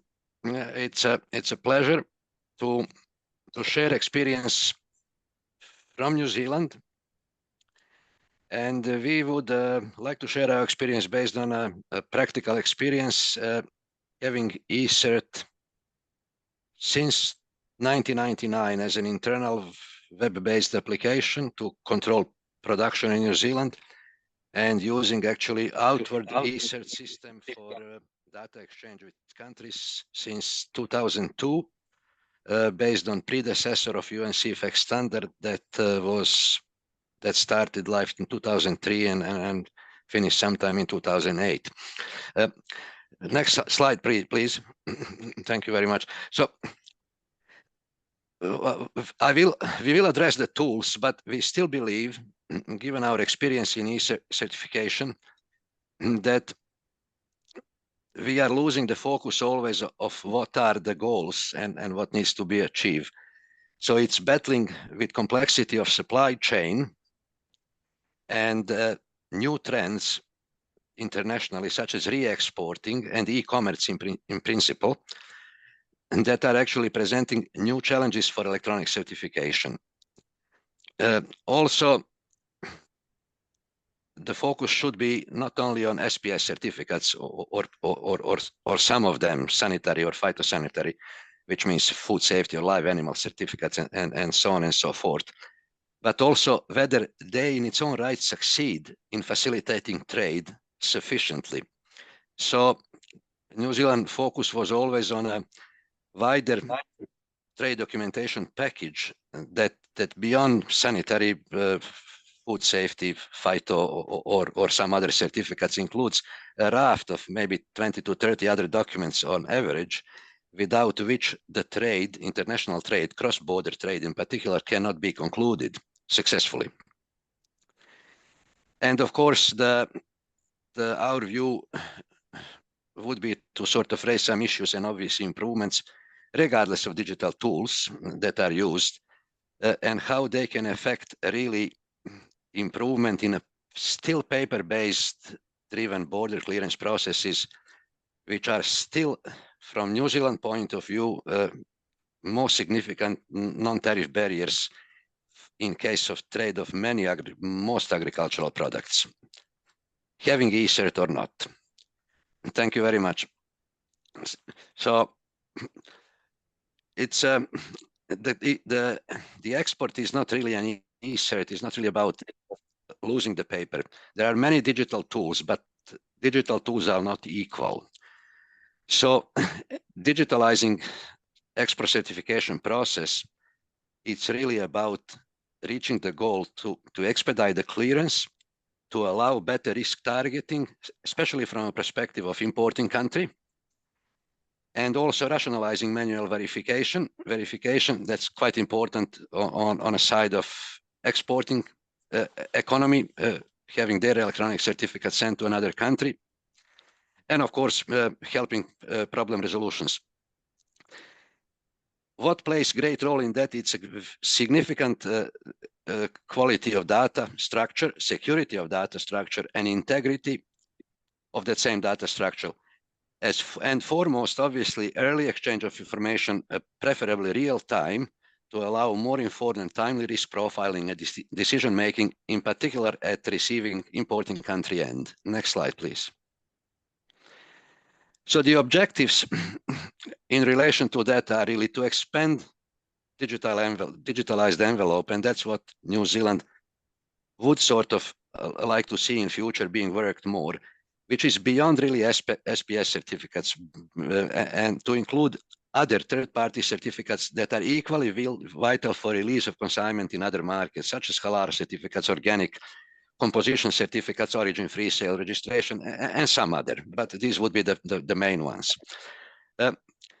Another objective from our perspective, important focus should be on simplifying export documentation process to reduce actual trade documentation of individual certificates, if you wish, we can call them, which all are relying on a single same consignment information. So it's really a data set that's multiplying certificates for no reason, apart from few declarations here and there, depending on international standard setting body current policies.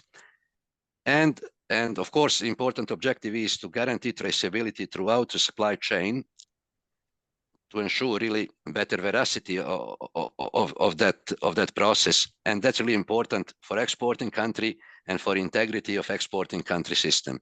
Next slide, please.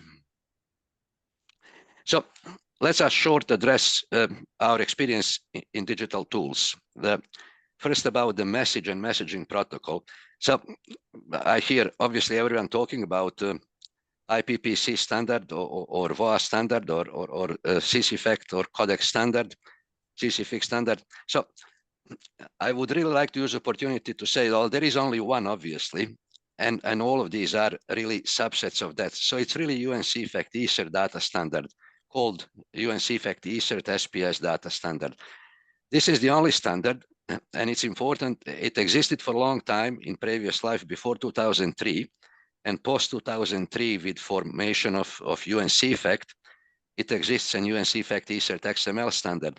So that's the only global electronic message solution reflecting established business processes that operate in accordance with all relevant international SPS standards and bilateral agreements made by various regulators. So they are obviously endorsed, and I can say, without a doubt, endorsed by CCFIX, endorsed by IPPC, endorsed by VOA. And the examples are obviously IPPC called eFITO ESER standard is a subset. Oops. What's going on? I lost my screen.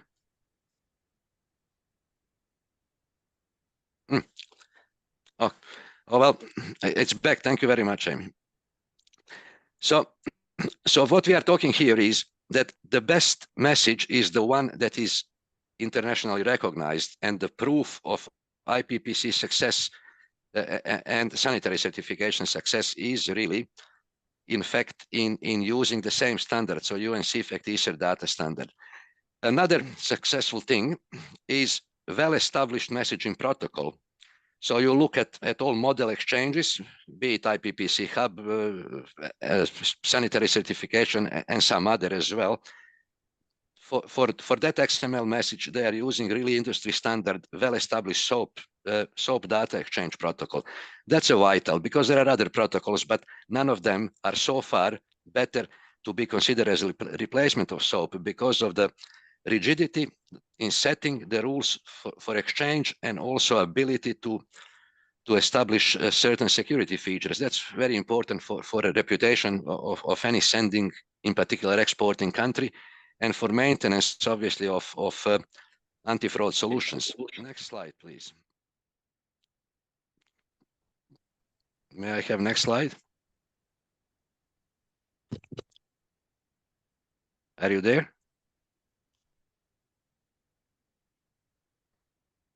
That looks like a bit of a problem.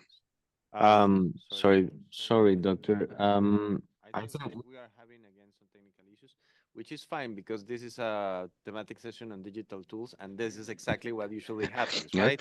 Yes, Fine. yes, I was quite keen to share it from my screen. It would work, but that's fine.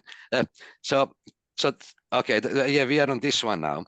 So the next set of your toolbox in terms of digital tools would be a really not the software itself as people think of digital solutions, so but the data exchange concept. So at the moment, and New Zealand experience, both are very good. The most prevailing ones would be a direct G2G data exchange using SOAP services, or data exchange hub solution. So example of that one obviously is IPPC eFITO hub, or could be any same principles could apply to any trade single window working for multiple countries, such as ASEAN, for example, trade single window hub exchange. So in our opinion, both options are very effective, and each option, whether direct G2G or a hub, has pros and cons. So there is one distinct advantage of the hub, which is set and forget solution, so that two-way exchange with multiple countries is ensured by a single sort of setup, given the hub approach and functionality. However, G2G also has advantages. It has less points of failure.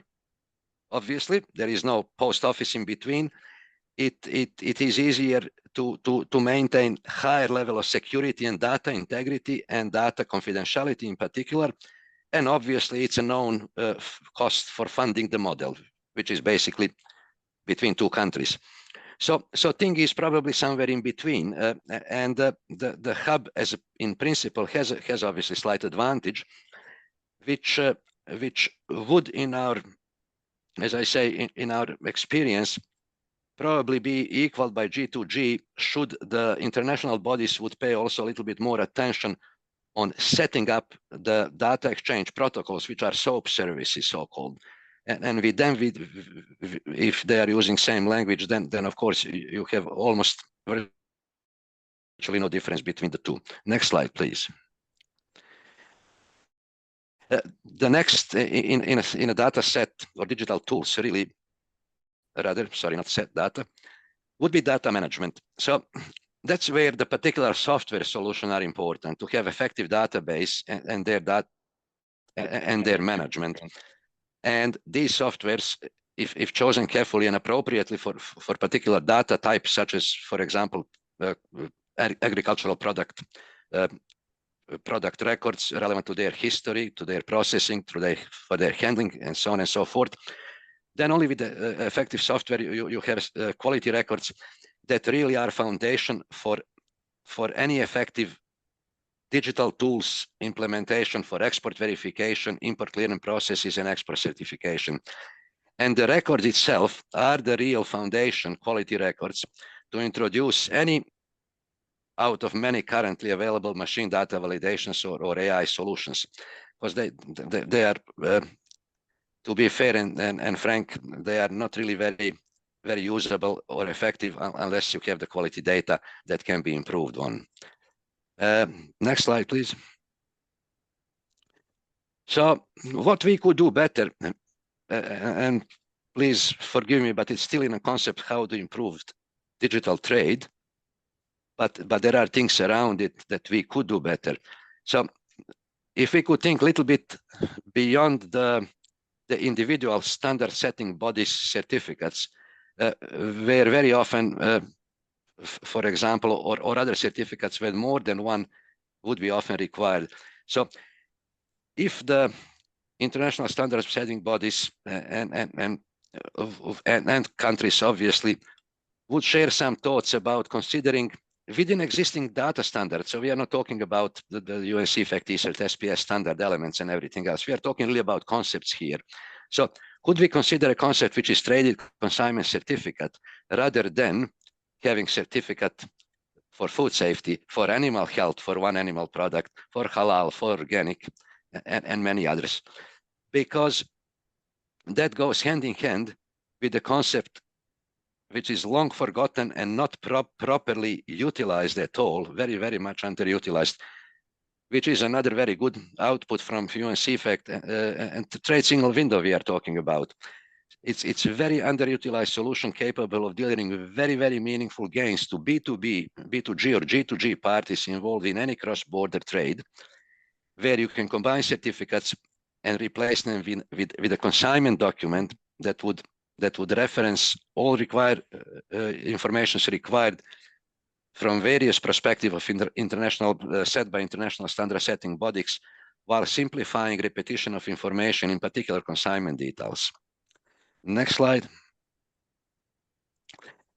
Import process is also a big showstopper when it comes to digitalizing trade. So you can digitalize certification as much as you want and other documents, but the key is with that to prevent duplication of paperwork needed at receiving end that's required to be submitted to different border agencies. So it's in particular a good example countries that have multiple responsibilities across agencies for import clearance. And that goes hand in hand in effective use of electronic data coming from exporting countries. So that would also mean improved coordination and sharing of data and inspection processes coordination between these multiple agencies dealing with the import clearance of the same consignment. And implementation, obviously, of risk profiling that would reward consistent compliance, be it on a basis of the industry user, exporter, and of course, the counterpart exporting country authorities and quality of their certification. So that would significantly actually bring the true benefits of paperless or electronic information to a fruition and improve faster movement of product across borders. Next one, please. I wish to thank you very much. I was trying to fit in my 10 minutes time. Thanks a lot for your attention. Thank you, Dr. Pavlovich. Let us now proceed with Mr. Pongolo, Scientist Manager at the Department of Agriculture, Land Reform and Rural Development in South Africa. Mr. Pongolo, joining us online, will be presenting on how South Africa deployed digital tools during the COVID-19 pandemic to facilitate trade. Mr. Pongolo, the floor is yours.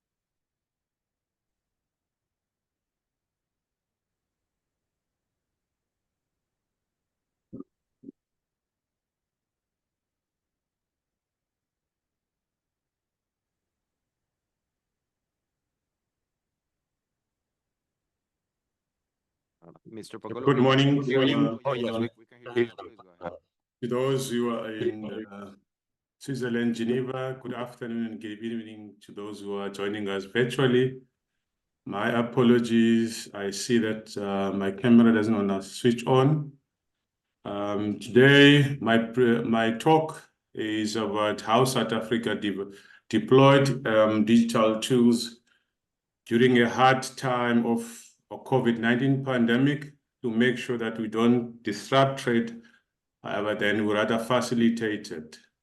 So our system as the main is ESET system. My presentation layout as it reflects on the screen. I'll take you through that. Next slide, please. We will start with the systems that we have in South Africa as the country. We have 3 systems that we are running under the digital tools. Being number 1, the eFITO, that is, I think, discussed by IPPC already. In South Africa, we have a good uptake in terms of the eFITO, but that doesn't necessarily mean it was easy. And the eFITO itself, we have what we call a traceability system at the back of it, as a back office that we call the Fight Clean. So that system is the registration system from the orchard all the way pack house and up to the certification part, where the eFITO then will take over as the export certification system. The second one is the ECOS, is the Export Certificate Office system. This system is utilized or is used for veterinary export certification. This system, however, is not exchanging with other countries. It is a system that is done digitally in terms of the application, certification within the department of the government. However, then the client will download the certificate and send it through to the trading partner, or whether by email or whatever other course of sending. However, it's not on a full exchange like the eFITO system. The last one that we use is Wine Online. Wine Online is also an export certification system for wine and wine products. This one is also is got a traceability from the vineyards, bottle plants up to the export certification system. This one system also doesn't exchange with other countries. However, clients apply online and it's approved online, and the client can download also and also send a certificate through to the trading partner. These systems, we were on the plan of developing them, but due to COVID-19, we had to think on our feet and try and implement them as soon as we could. In this case, the eFITO, we were even thinking of only going with fruit, which is a citrus, but due to COVID, we didn't expect, we had to immediately move and cover all the fruit products that we could be exported. ECOS was also the same system that was trialed manually, but because of COVID-19, we couldn't wait. We had to push it electronically. All three of them, at that stage, especially in 2019, so we managed to get them up and running, and obviously the industry accepted the change, so we could manage to move as swiftly as we could. Next slide, please. So the journey of the systems, all three of them, that's where we are at this stage. We started with, especially with the eFITO in 2019, ECOS, and also the Wine Online, but eFITO was exchanging from 2019. So at this stage, that's the only one that exchanged directly with the IPPC Hub and Traces.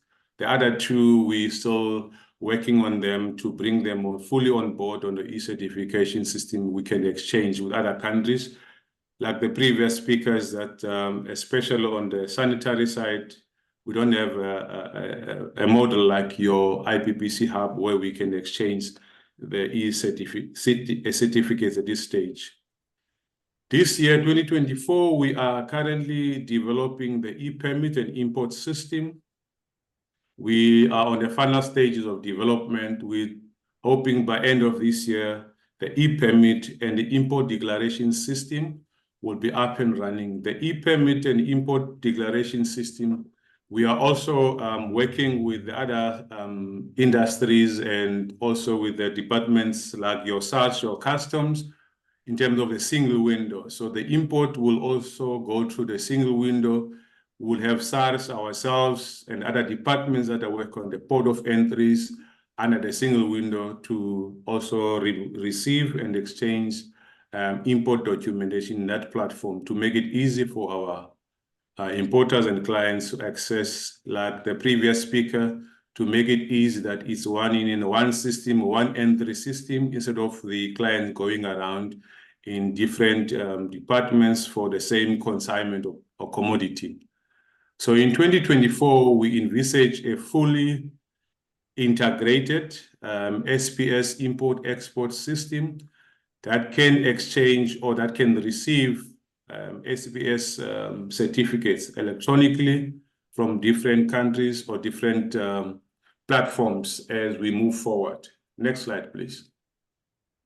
So the main objective of the e-certification itself as a system in South Africa is to integrate with any other electronic system or other than IPPC Hub and Traces, either by bilateral with other trading partners.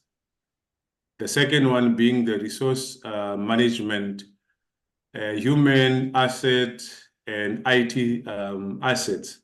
So in this one, mainly we're looking at, I think also the previous speaker mentioned that the risk management, it always took a lot of resources from us. So instead of us now assuming what will be required, at least based on the data that we can get from the system, will be able to know how to deploy our resources, being the human resources or IT resources, based on the data analysis that we have on this system. We're also trying to improve the process and to make it efficient between us and the clients in terms of the application, the processing of the documentation, and the predictability of how long it will take for the clients to receive the documentation from our offices. The very big one being the traceability that I mentioned on the 3 systems that we're already running. This part is catered especially from the concept of farm to fork, where we can register being the orchards, where it's plant side, or being the abattoir, or being the livestock identification and a traceability system. So up to the export certification. So on our last one being we are hoping to go paperless very soon, once all our systems are integrated and fully functional. Next slide, please. So the benefits of this system, I try to split them into 2, meaning one being the government or the authority in our country. So number 1 being the real time data. When we have to do analysis of the data, it's easy for us to go on the system at any given time and draw the data and take decision based on the real-time data. And number 2, the human error, we're trying to minimize, if possible, eliminate the human error. Especially we had a lot of interception documents. So with this system, we are eliminating the interception, especially on the documentation. And with the benefit on traceability that I mentioned, and we are very much mitigating the fraudulent activities. We have seen how we secured every certificate that is being sent to the trading partner as being the legitimate certificate. No one could tamper with that certificate. And also we manage standards and operations like the 3 sectors that I already mentioned, the wine, plant and plant products, and animal products. So this system is assisting us in that case. During COVID-19 pandemic, we all know we had lockdowns. We couldn't get to work in the offices, but we needed to make sure that the trade is not disrupted. So remote working was the best option, and it was working for us. Even now, whenever we need to, we can do that. And it easily can be done at any given time, anywhere, if the officials have got opportunity in terms of having the devices and the internet. So also the secured and trustworthy exchange of the platforms that we are using currently. Next slide, please. From the private sector, this is the feedback that we are getting. I want to mention also the cost that I mentioned here. It's not the cost-benefit analysis that OSAD were talking about. Ours is only at this stage on operational, in terms of the clients dropping the documents in our offices and picking them up, and the time it takes in terms of turnaround times.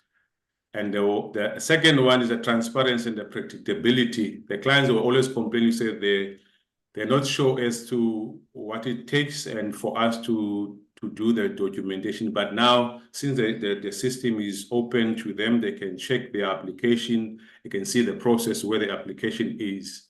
And the faster border clearance has always been the case that the clients always complain about undue delays at the border in terms of clearing the documents. But with this system now, they can see how quickly things can be done, especially under the single window that we are busy with. The online inspections are also easy to do, and the clients, as I said, they can track their applications easily on the system and see where the progress is. And the use of e-certification easily and secured on transmission. So like we said, on those 3 systems, the traceability is made easy, especially for us in the industry. We can, especially with the systems approach, we can use this system as the system that can reflect where we are going and then how we are getting everything correct, or even not even correct then for that matter, but at least we can trace it, everything on the system. Next slide, please. The challenges of implementation is it was during that hard time and the lockdown and COVID-19 prevented us from training everyone at once. We had to do a limited training and to get those that can start working on the system as soon as possible. So we also had challenges, some countries not accepting the e-certification, so we had to stamp, even though the system was working and we had to process everything on our system, but to still stamp the applications. Then the system was a bit unstabilized during that time because of the uptake. And then we had to jump very quickly to train our IT specialists to understand the SPS environment. When we request any changes, at least they got the understanding where we're coming from.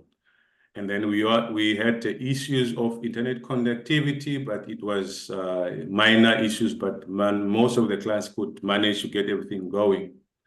So to adaptation of virtual interaction, people were always like, no, want to see, come to your office so that we can discuss the issues that we have.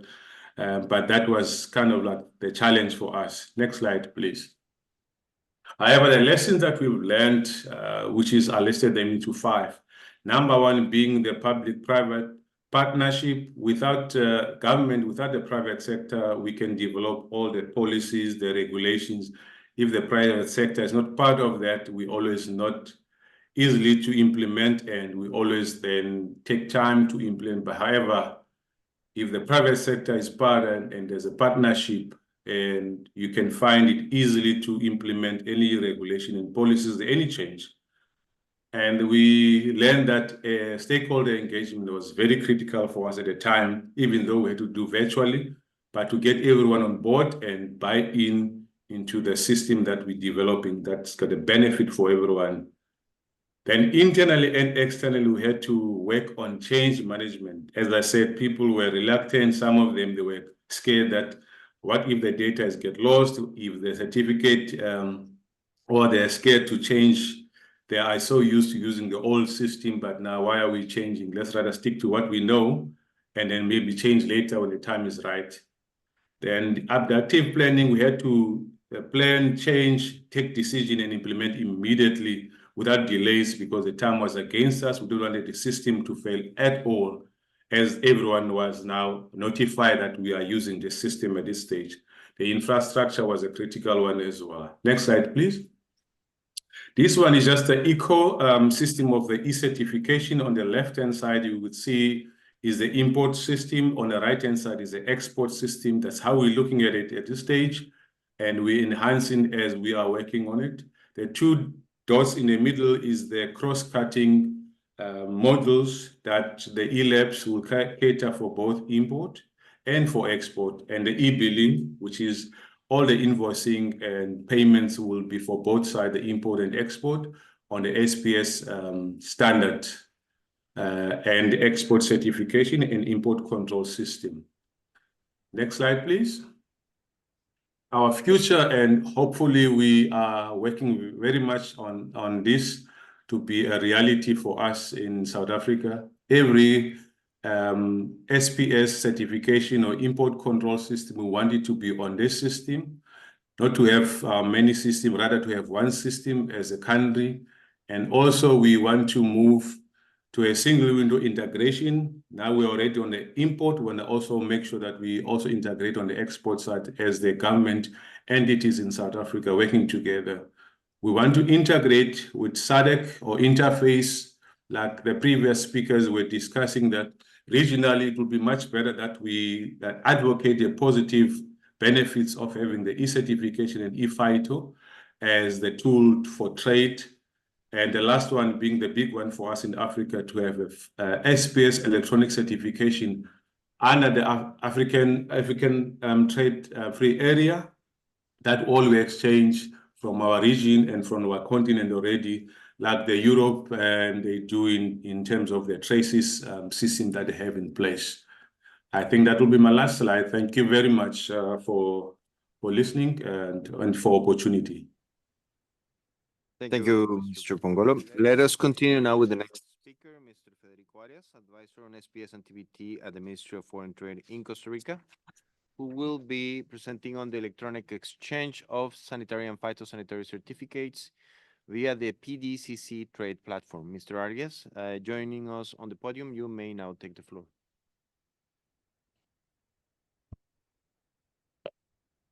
Thank you, Mr. Chair. I will speak in Spanish. Un gusto a todos estar hoy con It's a ustedes. pleasure to be here with you today to share with you some information about the Central American experience in moving towards electronic exchange of sanitary and phytosanitary certificates. Next slide, please.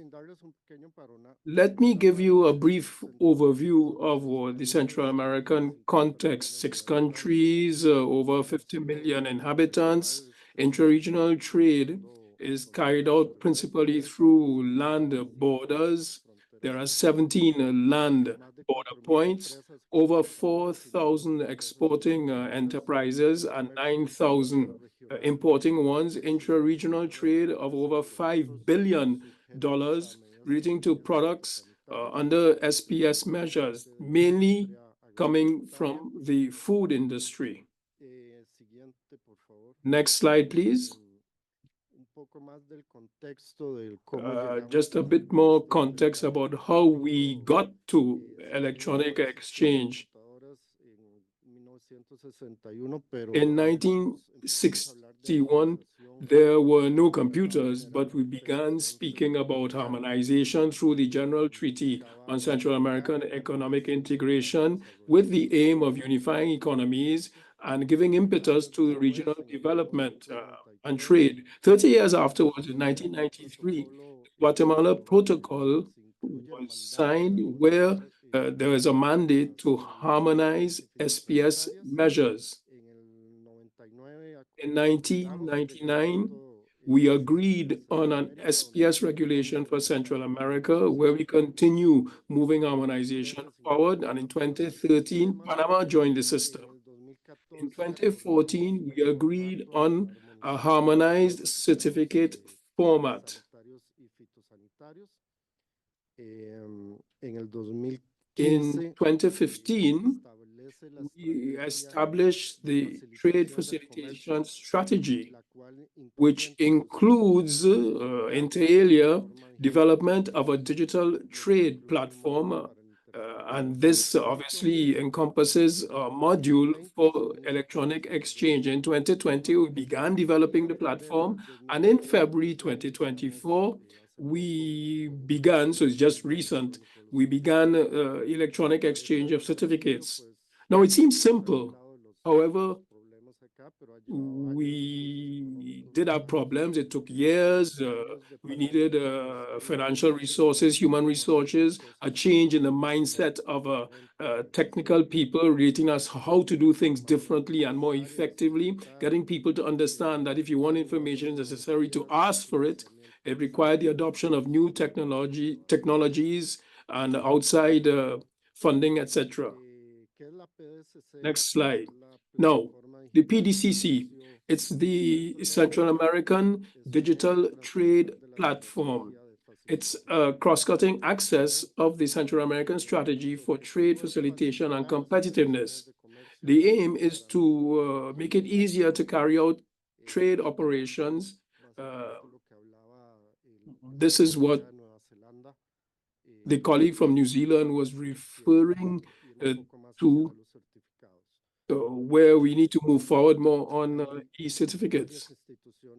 There are various institutions linked under the platform in order to ensure interoperability of their processes, such as migration, customs, single windows for trade, and the relevant authorities under the SPS measures. There are 24 functions which come under the trade facilitation strategy. The functions and operations include a register for migration needs, a register of economic operators, export certificate register, import licenses, registration of officers in the public service, and electronic transmission of SPS certificates. Let me highlight here the fact that the PDCC development was financed by the EU, by EU cooperation, and we thank the EU. Next slide, please. The trade facilitation and competitiveness strategy at the Central American level, well, this is backed up by the PDCC and the electronic exchange of certificates. The strategy has 5 pillars aimed at cutting costs relating to trans-border trade, ports, airports, mobility in people. As I explained, trade is basically land-based. So we obviously have to implement coordinated controls at the regional level in order to improve competitiveness. One of the pillars relates to the electronic transmission of certificates. Next slide, please. Now, the third measure of the trade facilitation strategy includes the certification process. This is carried out first in the national systems of the countries which issue such certificates, and then later on is transmitted to the PDCC once approved. Transmission to the recipient country. Once the certificate is transmitted or passed on to the PDCC, then it goes on to the recipient country for processing. The information in electronic form can be seen within the PDCC, giving the opportunity to all the stakeholders involved to carry out the necessary transactions. Once the recipient country gets the information, it can present the information to its authorities through national systems. If you have prior information, you can carry out review activities and validate the products which are being imported. The information in the PDCC can be used at border points. Next slide, please.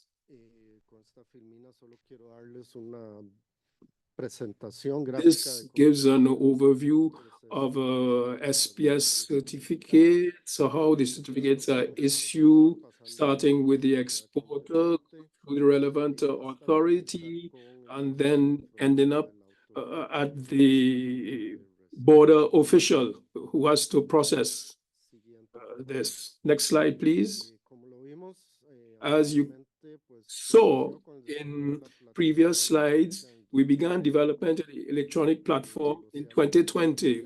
Negotiations with the authorities, not only with SPS experts, but also IT experts carrying out tests and other things in order to have the exchange ready this year. At the end of last year, there was a resolution at the Central American level which enforces countries to, or rather urges countries to start electronic exchange from 30th of January, with the exception of Panama, which had an extension of the deadline for 1 month. Exchange in paper would take 1 month more in order to get to 100% of exchange on electronic form. Over the first few months, over 37,000 certificates were issued. The format of the certificates was based on recommendations of relevant organizations. A technical guide was published and includes technological input on the information contained in the certificates. As regards Costa Rica, the platform exists with others, as like the one utilized by FITO, European Union, and other necessary platforms to breathe new life into trade with countries outside of the Central American region. Next slide, please.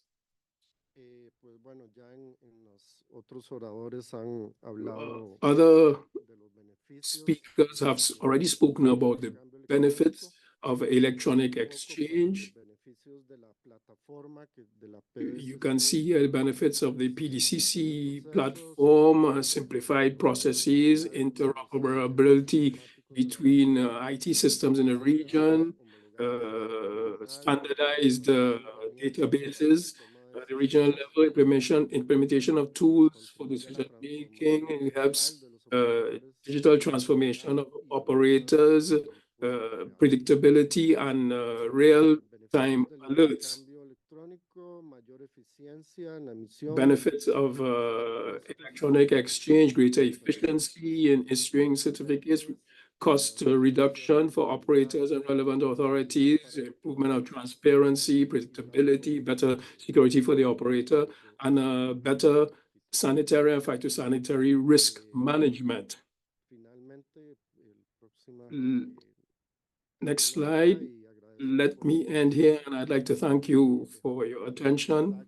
And I leave my contact with you on the website of the Central American Economic Integration Secretariat, which is the regional entity which manages the PDCC. Thank you very much. Thank you very much, Mr. Arias. As it is usually the case, we are a little bit behind schedule, and therefore the Q&A session, I will need to cut it a little bit short. I will open the floor for a couple of questions, but I will kindly request that those questions are really specific about these three presentations. We will have a final Q&A session after the next three presentations where we can have a little bit more of a comment on the overall insights we might get. So the floor is open.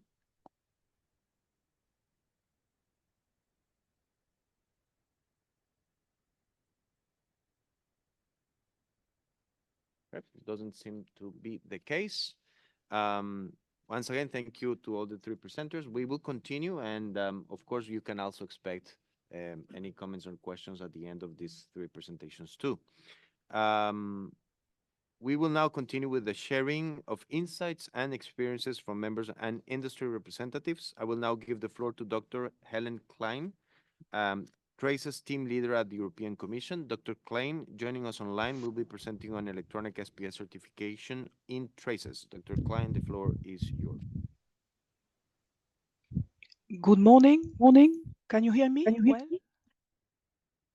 Yes, we can hear you. Please go ahead. Okay. Thank you for the invitation, and I'm so glad to share with you what the EU is doing in the area of electronic certifications, especially thanks to our Traces platform.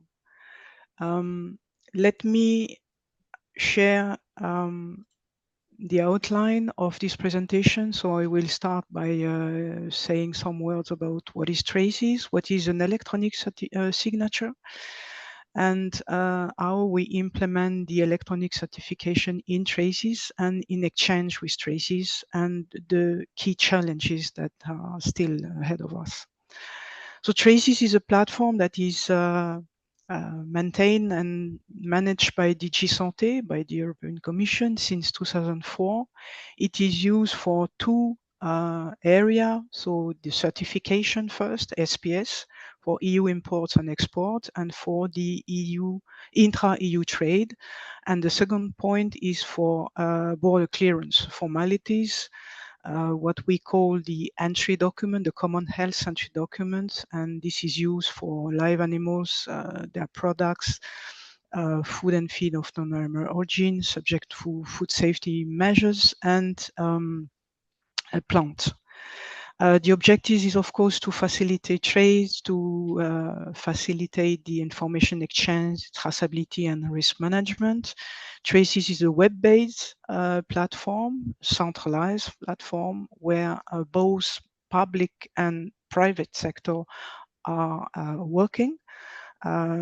Traces is able to interconnect with other systems, and it's legally sound. It means that we help user to get the correct certificate, a model certificate in the system, both for sanitary and phytosanitary sectors. And Traces has statistical tool called ClickSense, which help extract data in traces.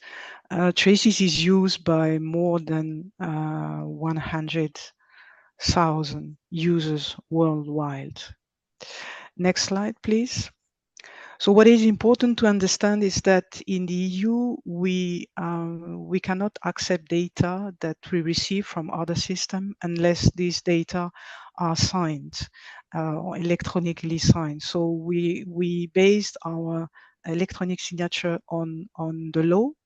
So we have this, what we call the EIDAS regulation, which define what is an electronic signature and which in particular provide that handwritten signature can only be replaced if there is a seal or a signature that is applied on the document or on the XML as a correct level, what we call a qualified level.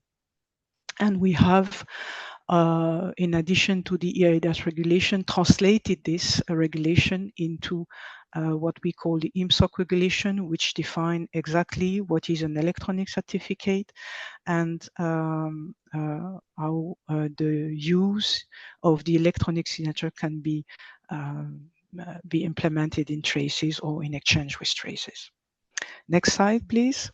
So we have two cases. The cases where the certification is done inside traces. So there is a direct use of traces to complete certificate and to electronically sign the PDF in traces. This is something that is free of charge for non-EU and EU users. And the requirement that is in the EU legislation is that we have to have an electronic signature by the authorized officer, which is a simple login in traces, and an advanced or qualified electronic seal by the issuing authority. And this is something that we offer to the users thanks to our qualified trust provider. Which documents are concerned? So which document can be produced in traces? We have the official certificate for importing live animals, animal product, food and feed of non-origin.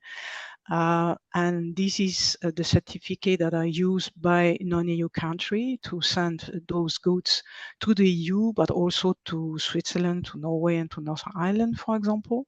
We have also phytosanitary certificate for importing plants and plant products into the EU, into Switzerland and Northern Ireland.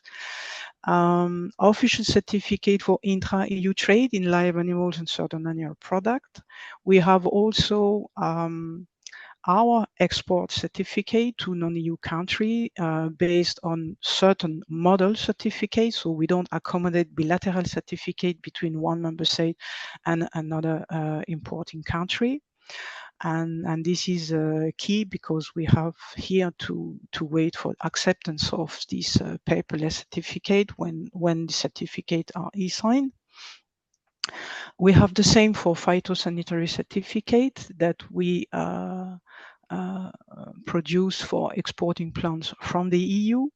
And the last kind of document, which is not a certificate, but is a document that is the common health safety document that are used by our border control post to record the official control on the consignment entering the union. These are also documents that can be electronically signed. So for the next slide, you will see some figures on what we are doing in traces. So for the first category of certificate of live animal product, food and feed of animal origin to the EU,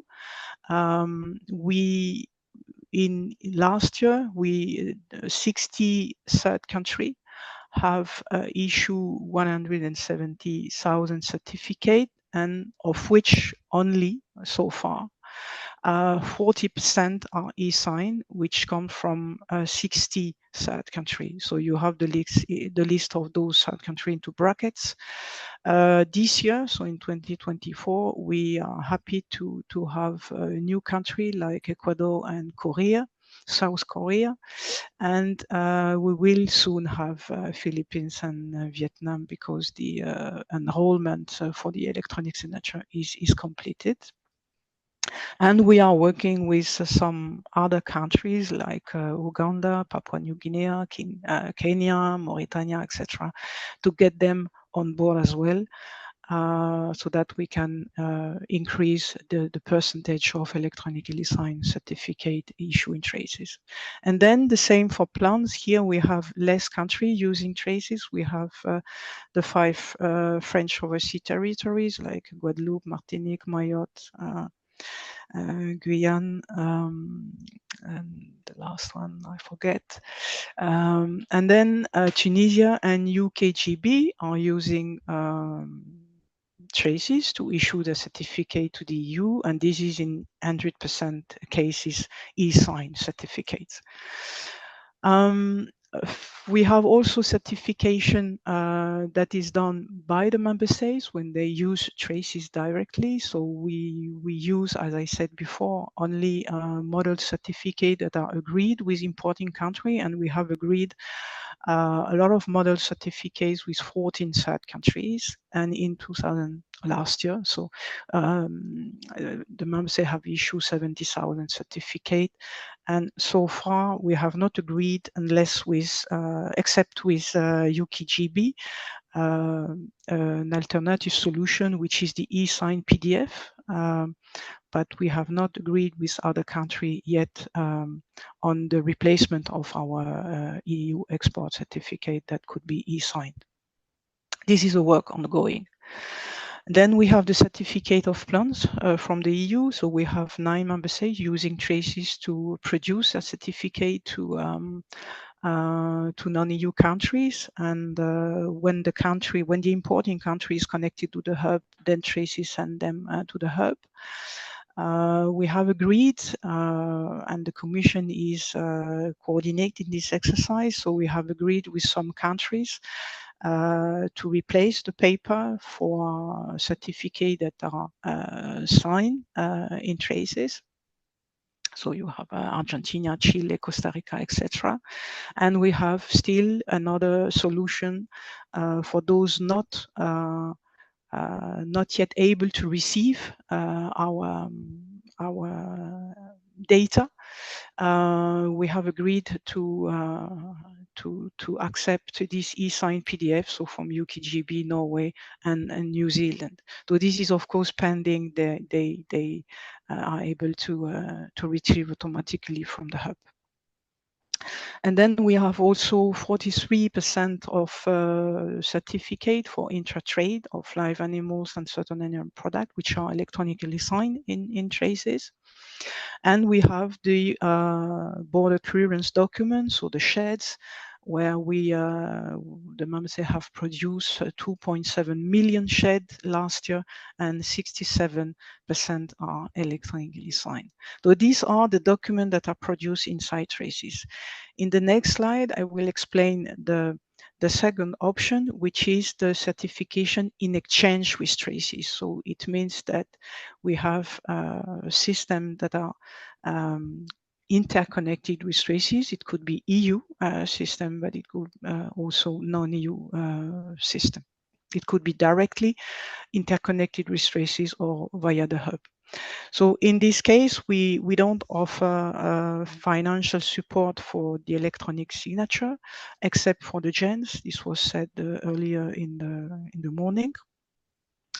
And we offer technical support to implement the electronic signature via the traces IT team to importing countries, where necessary, of course. We have also EU requirement for this exchange with traces. So here we request the advance or qualified electronic seal from the issuing authority, or if it does not exist, if this kind of seal does not exist, then we accept the advance or qualified electronic signature of the legal representative. We have not the case yet for the latter. So which document can be exchanged with traces? So it's quite the same as before. We have official certificate for importing live animal product and food and feed of non-animal origin into the EU and Switzerland, Norway, and Northern Ireland. We have also the possibility to exchange for official certificate for exporting live animals, animal product and food and feed of non-animal from the EU. This is in the testing phase because it implies, of course, that first the country, importing country interconnect with traces so that they can receive e-sign data from traces.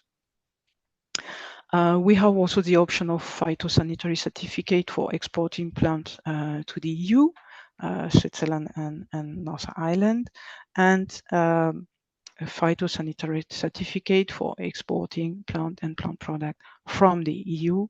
And this concern the national system of some member states as long as the data are sent through traces to the hub.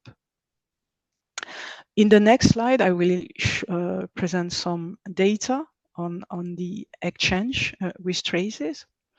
So the first point is the certification of live animals. So here we are talking about bilateral connection with traces, and these concern so far Australia and New Zealand, and we have some work in progress from Argentina, from Brazil, from UKGB, and we have also Chile who has expressed interest.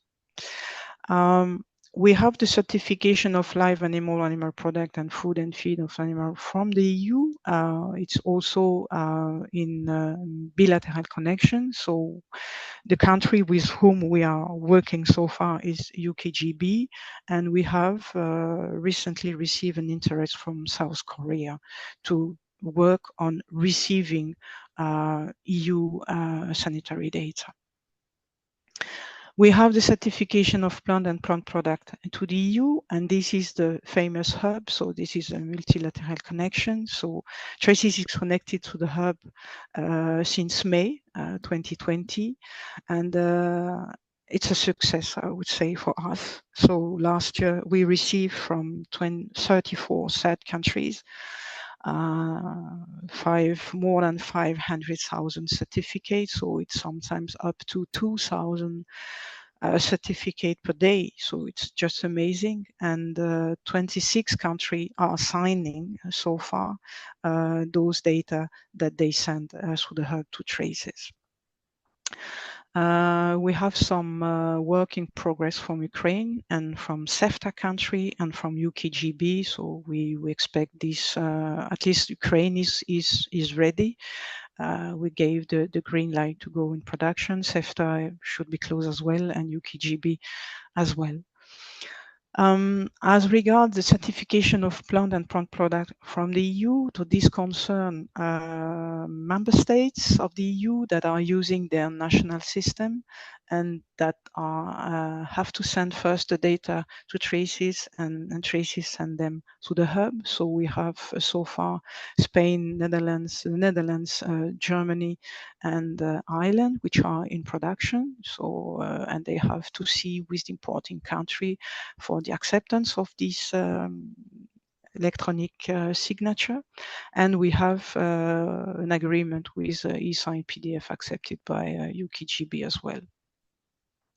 And we have also other documents, as I said before. So we have also the Common Health Entry document that are produced by Spain and the Netherlands from their national system, and that are exchanged with Traces. And these represent 21% of the total that I mentioned before, 2.7 million document. And then last slide is the slide on the challenges. And this is the most important slide, I would say, for this audience or for this meeting. Achieving paperless mode is really a challenge still for us. For me, it's still a bilateral exercise. We impose our rules for our imports, and we have also rules for our exports, but we are waiting for acceptance of our electronically signed certificate from each importing non-EU country, and especially for the phytosanitary side. So the acceptance is of paperless certification is still a challenge. So we have different cases. For example, we have cases where the electronic signature is not required. So just a simple exchange of data via the hub, for example, is accepted by importing country. So there is no need of electronic signature. We have country with legal constraints. So we have country that refuse to receive data that are electronically signed, or at least this electronic signature is not in the law yet for them, and they still need the paper. And or its electronic certificate is simply not accepted. So this is also, for example, we have also country that use traces directly, but refuse to get equipped by the electronic signature, probably because of a legal constraint. And we have, the last point is the technical constraint. So equipping country with electronic signature for those using traces could be a challenge. You have seen in a previous slide the list of countries that are not yet equipped. We are doing a lot of effort. So we are working with our trust service provider, which is there to equip the country with an electronic seal, but it entails a lot of paperwork and the verification of the identity of the legal representative, and this could be really an issue for some country. Equipping country with electronic signature also for the gens. I think that the IPPC or the UNACC face the same problem as we have to equip the country with the electronic seal. And then we have the country technical ability to e-sign. Excuse me, doctor. Apologies for interrupting you, but if you could move on into the end of your presentation, we are really running short of time. Thank you. It's my last slide. So we have some country have the technical difficulty to e-sign XML data. That's why we have still paper with them. And then we have also the technical ability to interconnect with traces and read our e-sign data. And the last point is the formalization. So we need to formalize the replacement of the paper. Could be for EU imports, could be for EU export, but this is important that we formalize officially this replacement of paper, and this could be an issue, especially we face it for our export. And I would conclude by saying that there is still a fear from some country or from some operators to replace the paper. So even if the certificate are electronically signed, there is still a problem to really get rid of the paper. So we, in certain cases, receive both electronically signed certificate and paper certificate. Thank you, and sorry for being so long. Thank you. Thank you, doctor. Let me now give the floor to Ms. Maria Buscoven, Director of Electronic Certification at the Norwegian Food Safety Authority, joining us on the podium. Will be presenting on the electronic exchange of health certificates. Ms. Buscoven, the floor is yours. Thank you. Thank you. Thank you so much for inviting me to share our experiences with digitalization in the space domain. We're thrilled about workshops like this, where member countries can exchange experiences, build expertise, and embrace digitalization as a trade facilitation measure. Workshops such as these allow us to share knowledge and learn from one another. Transparent and open processes are key to our success, as they enable us to collectively improve and refine our approaches. This collaborative spirit helps us navigate the complexities of digitalization and ensures that we are all moving forward together. Next photo, please. My name is Maria Buskoven, and I'm from the Norwegian Food Safety Authority, where I lead a team dedicated to digitalization in export and electronic certificate exchange. Like many other countries, Norway has significant focus on digitalization. Since it is a high priority in Norway, we have organized our work into several dedicated teams, each focusing on different aspects of the digitalization process. Our team, Team Export, concentrates on export and trade facilitation. The team is comprised of experts who have all competences, authority, and resources necessary to manage everything from the initiating dialogues with the other countries to implementing electronic certificate exchange solutions. This structure enables us to be agile and efficient in our work. Our approach is twofold. Domestically, we are developing a flexible electronic exchange system while simultaneously negotiating with other countries for electronic certificate exchanges. To maximize efficiency, we began dialogues with other countries in parallel with the development of our national system. This means we did not need to complete our national system before starting to exchange certificates with other countries. We started simply, beginning with our largest export commodity, fish, of course, approximately 100,000 certificates. We selected the most widely used standardized certificates. With only a few certificates integrated into the new system, we initiated paperless exchanges with other countries while continuously enhancing our national system. This step-by-step approach has proven very efficient for us, as it allows us to continuously adjust our work to meet the needs of our stakeholders and users, making progress without delay. Next photo, please. When we started this journey, we took a broad approach to dialogue with other countries, leveraging insights from the OECD report on digital opportunities in SPS systems. We engaged proactively with the countries highlighted in the report.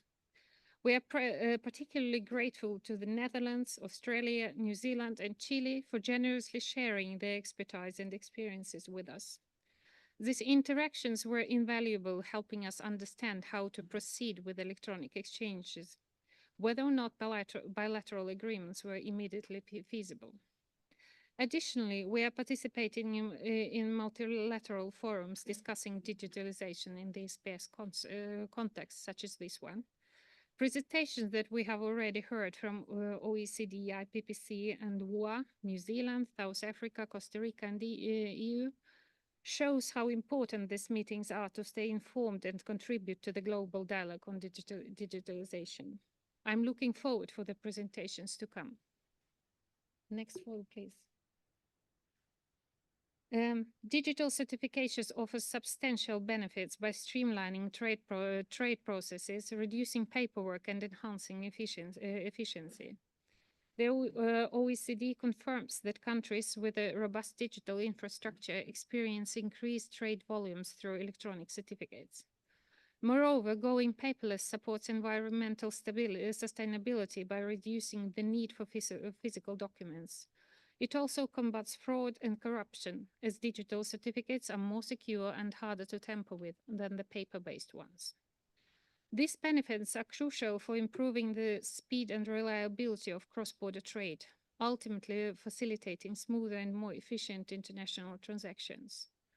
The positive impact on trade volumes and environmental sustainability underscores the importance of adapting digital certification systems. The next. However, challenges exist, including varying capacities among countries in adapting digital solutions. Infrastructure limitations and financial barriers can hinder the implementation of digital systems.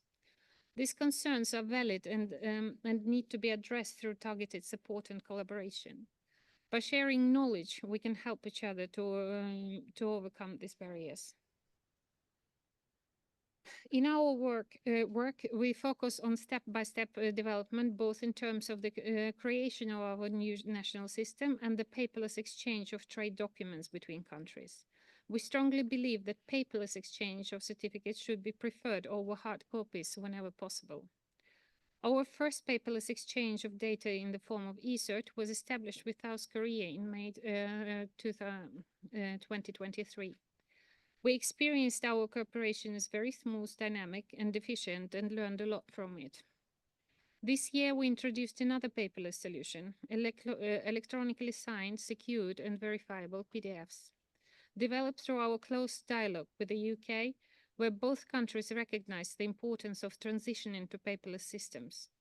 This collaboration inspired us to create the interim PDF solution for electronic certificates. Successfully implemented at the beginning of the year, this solution offers electronically signed, secured, and verifiable PDFs as a practical interim step towards comprehensive digital data exchange, such as eCerts. We are now presenting this solution to several other countries, aiming for digitalization and paperless trade. Since this solution does not require technical adjustments from the receiving countries and allows them to become paperless, it is being appreciated.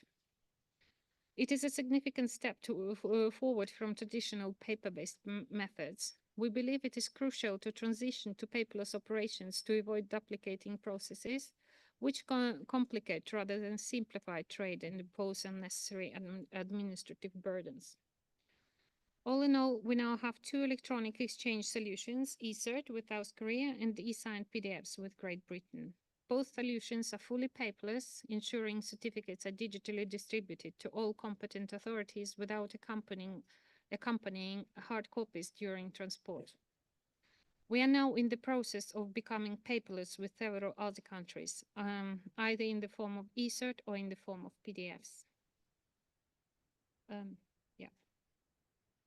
And looking forward, looking ahead, Norway aims to explore digitalization opportunities beyond certificates, contributing to broader trade facilitation dialogues between countries. We are encouraged by the consensus among countries that digital certificates streamline trade process, enhance efficiency, and foster international cooperation.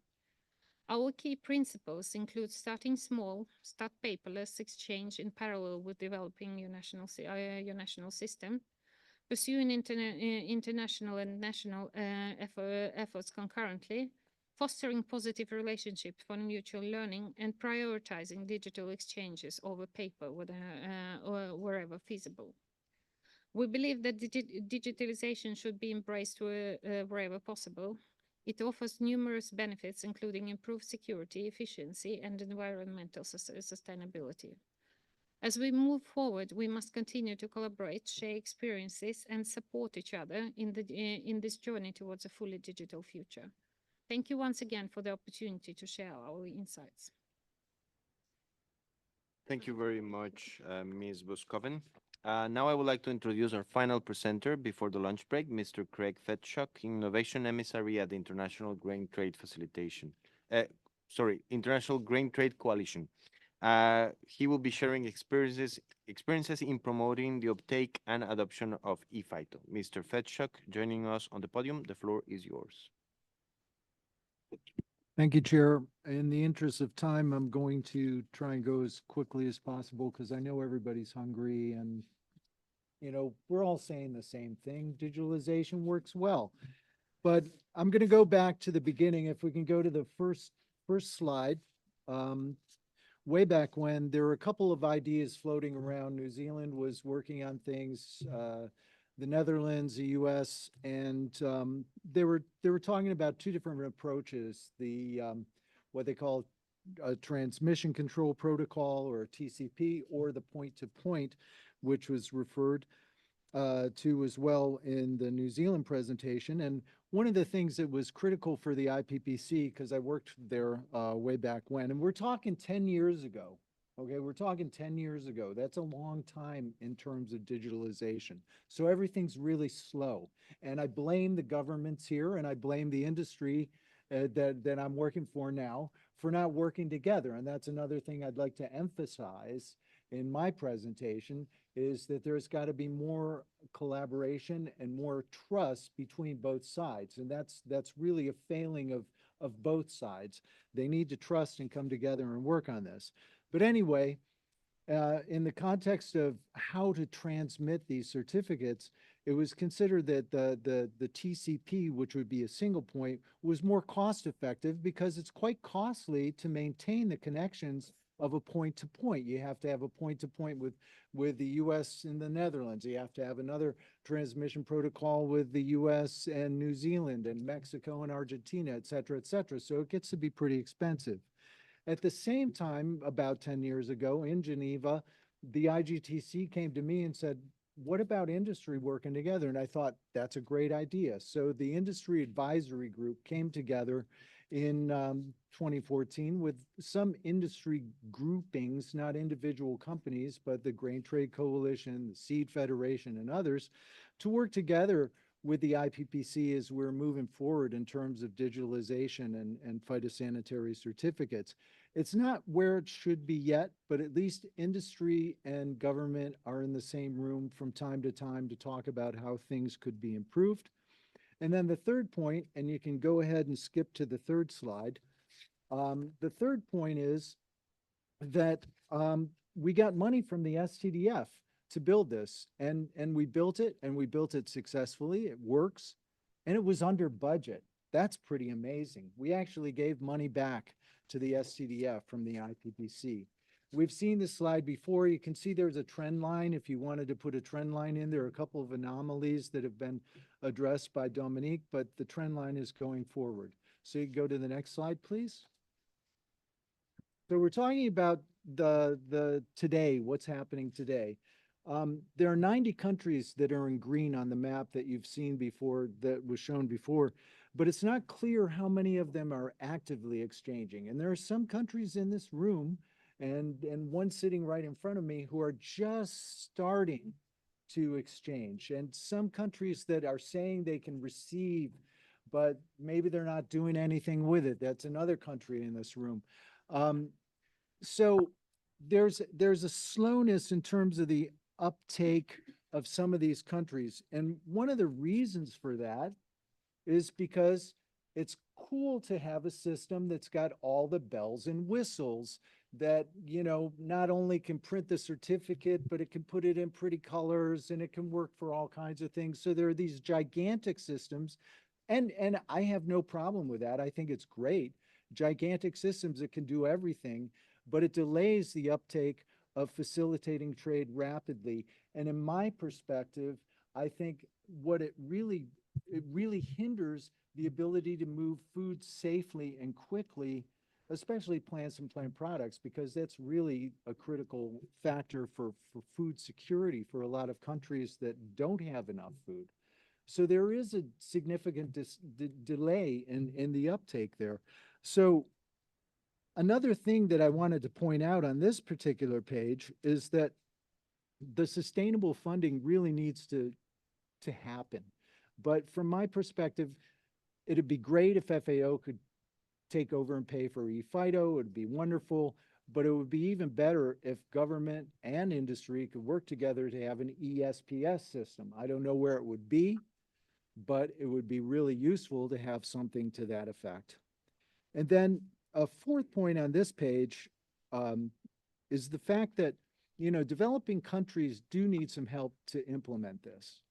But I want to point out that Madagascar has a national system and they're exchanging actively right now. Just saying. Morocco has a national system. They're the second largest user of the ePhyto solution, the last time I checked on the statistics from UNICC. And Uzbekistan developed their own national system and just started using ePhyto without any assistance from anybody. So it's not like it's an overwhelmingly challenging thing for countries to come on board. But it works well. So let's go into some statistics if you can switch to the next slide. The Global Alliance for Trade Facilitation, which is housed across the lake in the World Economic Forum, worked with Morocco. And some of the key points here is that It simplified the export documentation compliance process. It reduced the average total cost of trade. Time-sensitive products, and this goes back to the food security issue, they have the most to gain. It goes quickly. Things go fast. It's digitalization. It's just like transmitting your banking details so that somebody gets paid digitally through your internet system. But most importantly, in this study, and it's available online at the Global Alliance website, they noted that in 2020 and 2021, exporters saved up to 37 million and 43 million each of those years because of eFIDO. Next page, please. FAO is also doing some research to look at what's going on. They have, on this page, you'll see that some people are saving some money, but there are some costs, setting up the costs for administering the eFIDO, et cetera. Also operational costs. You have to maintain your computers and maintain your connections, et cetera. But you save money even in printing paper. The United States, for example, is saving roughly about $200,000 a year because they don't have to spend money on printing special security paper. So that's a cost savings right there. Transport costs, going to file an application. You don't have to go to an office in some countries. You can do it online. Uganda is an example of this. You can apply for your phytosanitary certificate online rather than having to drive to an office and fill out the paperwork. And FAO has also done some research that shows that, and it's preliminary, it's not final yet, but they've been looking at 3 countries, Serbia, Egypt, 4 countries, Uzbekistan and Ukraine, and they're finding some results there, preliminary results, estimates, that for Egypt, for example, they could save $80 per shipment. They could save over 2 million per year for citrus and potato exports. Serbia preliminary results show $9 per shipment for fruit exporters. That adds up after a while, I would think, I would hope. Next, please. We've talked about the OECD. Obviously, there have been substantial savings in terms of preventing trade losses. I'm putting eFIDO in here specifically, but we also saw the results for the animal sector. And then we've heard, from Dominique, there's an update now. Now it's about 17% of plant products. And as more countries come online, it's going to be more and more.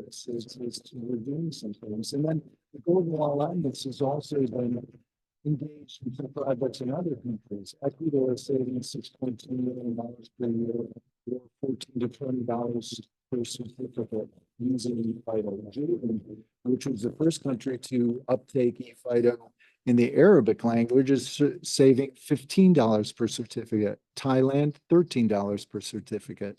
It's a lot of money being saved. It just underscores the fact that digitalization really works. Now, the grain industry, with which I'm associated now, did a survey in 2022, and we're talking beyond certificates here. We're talking about documentation, e-documentation, and you can see that about 2/3 of the grain industry was already engaged in e-documentation, not just certification, but working with documents, because a lot of documents are not related to government issues. I mean, there's e-bills of lading, and I'll get into that. Contract efficiency using digitalization, automation, payments, etc. There are a lot of benefits that the companies associated with grain trade anyway have articulated in terms of the benefits of digitalization. Go to the next slide, please. So other trade digitalization efforts, the World Customs Organization, and referred to today, they have a data model. They're working on digitalizing certificates around the world. And then there are a lot of other private and national platforms that are trying to go digital first. We have TradeWalls, which is related to Japan. The UAE has Trade Connect. We have Covantis, which is a blockchain that was formed out of the big 5 grain trading corporations. We have Wave, Bill of Lading. The International Chamber of Commerce is trying to make a number of initiatives to digitalize trade. 9 of the top container lines have committed to 100% of e-bills of lading, which can be a pile of paper for a bill of lading by 2030. And that represents about 70% of the total container capacity. And then a number of other countries have signed an e-bill of lading declaration, trying to get to 25% of e-bill of lading for beyond just those 9 container lines. And then the Baltic and International Maritime Contracting Organization has also worked on electronic signatures. So a lot of things are going on. Next slide, please. So the future. China, Canada, Australia, Egypt, Turkey. I didn't add all the countries that could really start moving it a little bit faster to exchange both import and export. And as I said, national single windows are great. Big projects with the bells and whistles are great. But you know, in the interim, there's a web-based solution called the GENS. You could use that if you wanted to immediately start trading plants and plant products digitally. Piloting other certificates as a proof of concept. And we talked about WOA not building a hub. They can use the eFIDO hub. That'll work for sure. Continue to get the data and the economic benefits, and we have some now, and I've shown you some of that there on the slides. You know, it is an economic benefit to countries that digitalize. And then I think probably one of the things that's really important is not to be afraid of artificial intelligence, but to make use of it. But pay attention to it. There are some benefits that can be